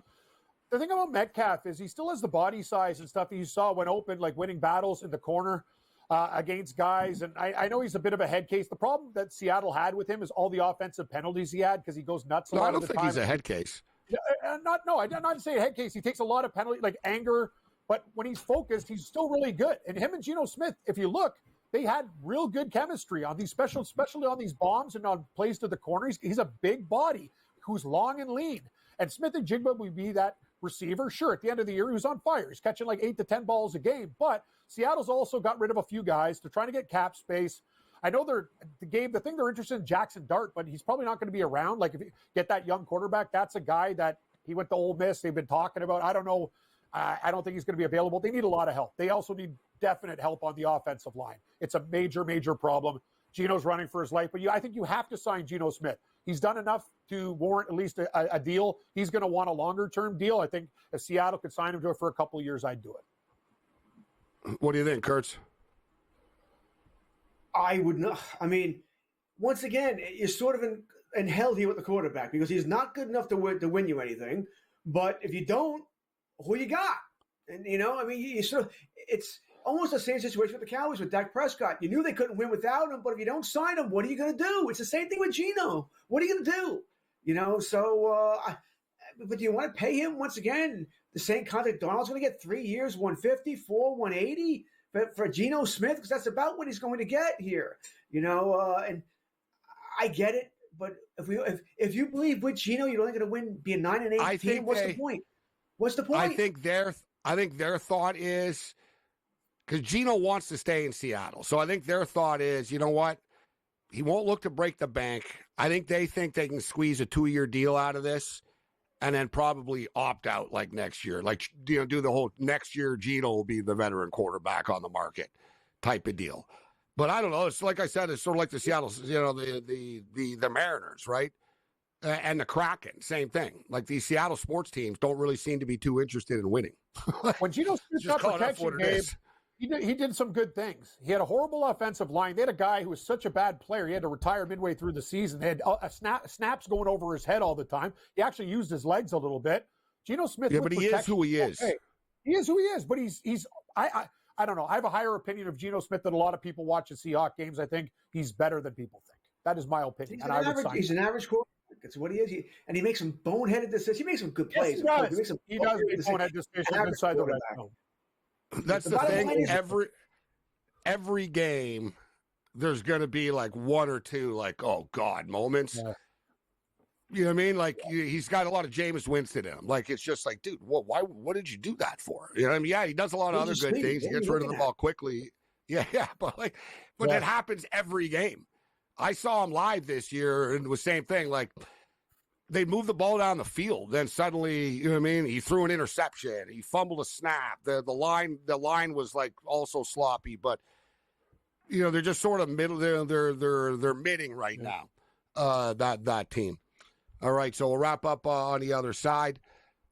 We got some degenerate basketball going on right now. Sacramento State is losing 54-49 to Portland State, and it's 37-30 for Eastern Washington over Montana. We'll take a look at the overnight card on the other side. We got another best of X. We got a couple of best of X's, actually, I wanted to get to before we're done here this evening. And I know our boy Kurt saw one of them online today.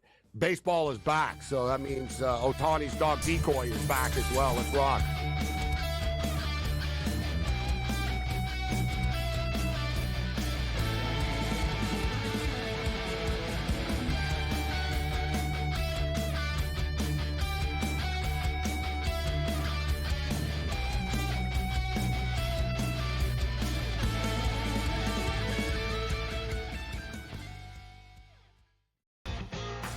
Is that kind of helpful when it comes to preparing for a major? Is that you're just like 1 foot in front of you at this point? Ideally come to a place here at Bay Hill where I've had good success in the past. I've only played it the last 21, 2, 3, and 4. So, but I've played it well, and I really like that we're heading there with where I'm at right now. I think it's going to tell me a lot. The Smiley Show, only on SportsGrid.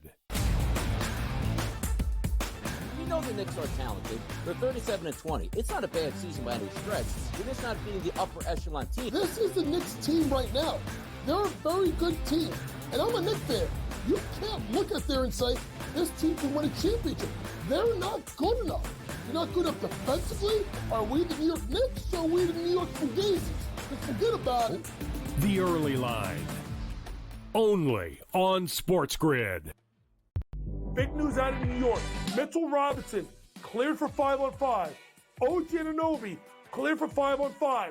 That's big news for the Knicks as they start to get themselves healthy. It's about constructing the right roster, the combination of veterans, young guys, and transfers. Betting above the rim, only on SportsGrid. I guess this is the battle for second place in the NBA's MVP. It's been Shai Gilgeous-Alexander. He was like minus 250 a couple months ago. Then last month it was 3-1. He's now up to minus 440 here. Voter fatigue is a real thing, but there is a chance for him to maybe go on a hot tear, go on a stretch that maybe opens the conversation back up a little bit. I wouldn't say Shai's completely out of the woods just yet. Newswire, only on SportsGrid.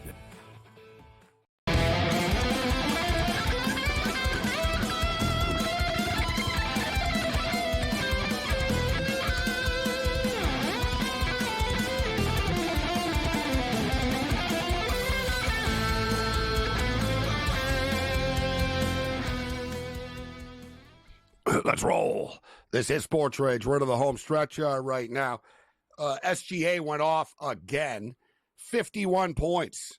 51 points, 5 rebounds, 7 assists, 5 3-pointers made. He's now minus 600 to win the most valuable player. But it really is unbelievable. Like, you watch this dude play, like, every game, man. It's like 20 points, like, after the first quarter or something. It's like, then it's like, oh, he's got 31 now. Oh, he's got 50 now. Like, man, he's just lighting it up.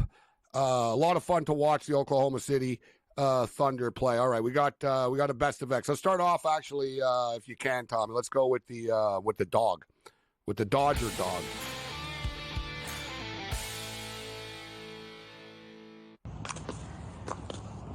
Here's Otani's dog, Decoy. This dog's like living his best life, man. As Dave Roberts filled Otani's car with all these balls. So now the dog is the benefactor of this. But yeah, look at this cute little guy too. Very fun dog. Yeah. This dog too, if you think about it, you know, I guess next to like Lady Gaga's dog or Taylor Swift's cat or something like that. Right? Like, but I doubt the Decoy is like eating like Alpo out of a can. No. I don't think Otani's like cranking a can of Alpo and like pouring, you know, here you go, Decoy. Eating better than I do. Yeah, that's what I'm saying. Like, I could imagine, like, I'd like to find out.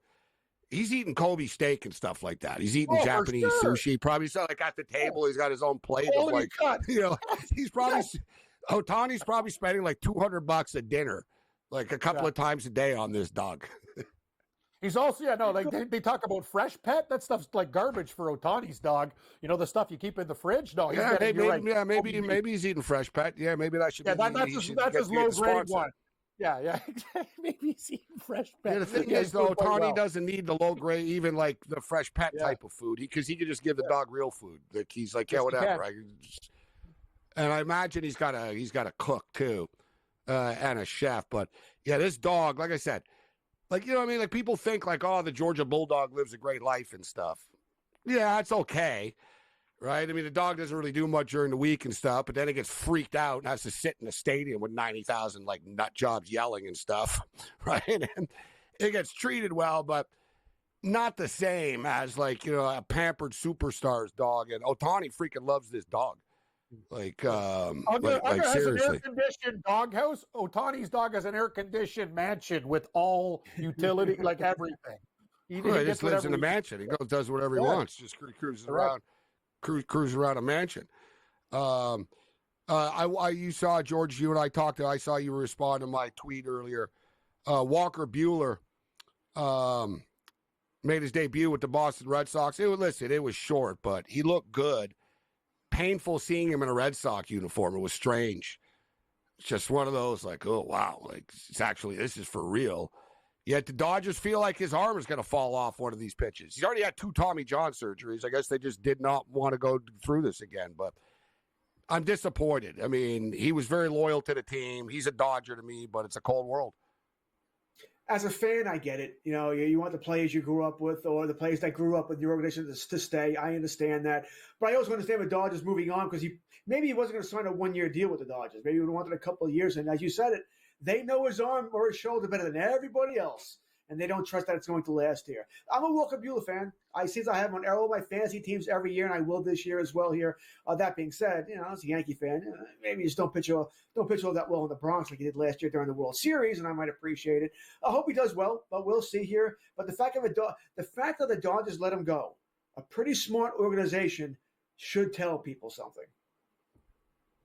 That's what I tweeted out. I said, listen, I'm upset, but I can't question. How am I going to question the Dodgers front office after all the moves that they've made? For the record, the Boston Red Sox win total 86.5. Over under, Kurtz, 86.5. I'll go over, barely, but over. I love the moves they've made here. Buehler, Crochet, Bregman. Be smart, Devers. Go play DH. Put the youngster at second base here. This should be a pretty good team. I might worry about their depth with an injury or two, but I think they're going to be a pretty good team, wild card team. I wanted to go over, but it's a little high, the number, 86.5. Yeah. It's a sharp number. It's kind of like Arizona, which is 86.5 as well. Cam, any overnight NHL plays that you're looking at here? I haven't looked at the board yet, Morency. No, tomorrow, let me look at it right now. Columbus and Tampa Bay. I might take a shot with Columbus. You know what? The Buffalo's laying 250 to the Sharks. That's comedy, in my opinion. That line is ridiculous. Over. Good call, George. Over. You get the Jets tomorrow, George. Yeah, good luck. Not good. Give me the Jets. I also beat them. Now you're on your own later.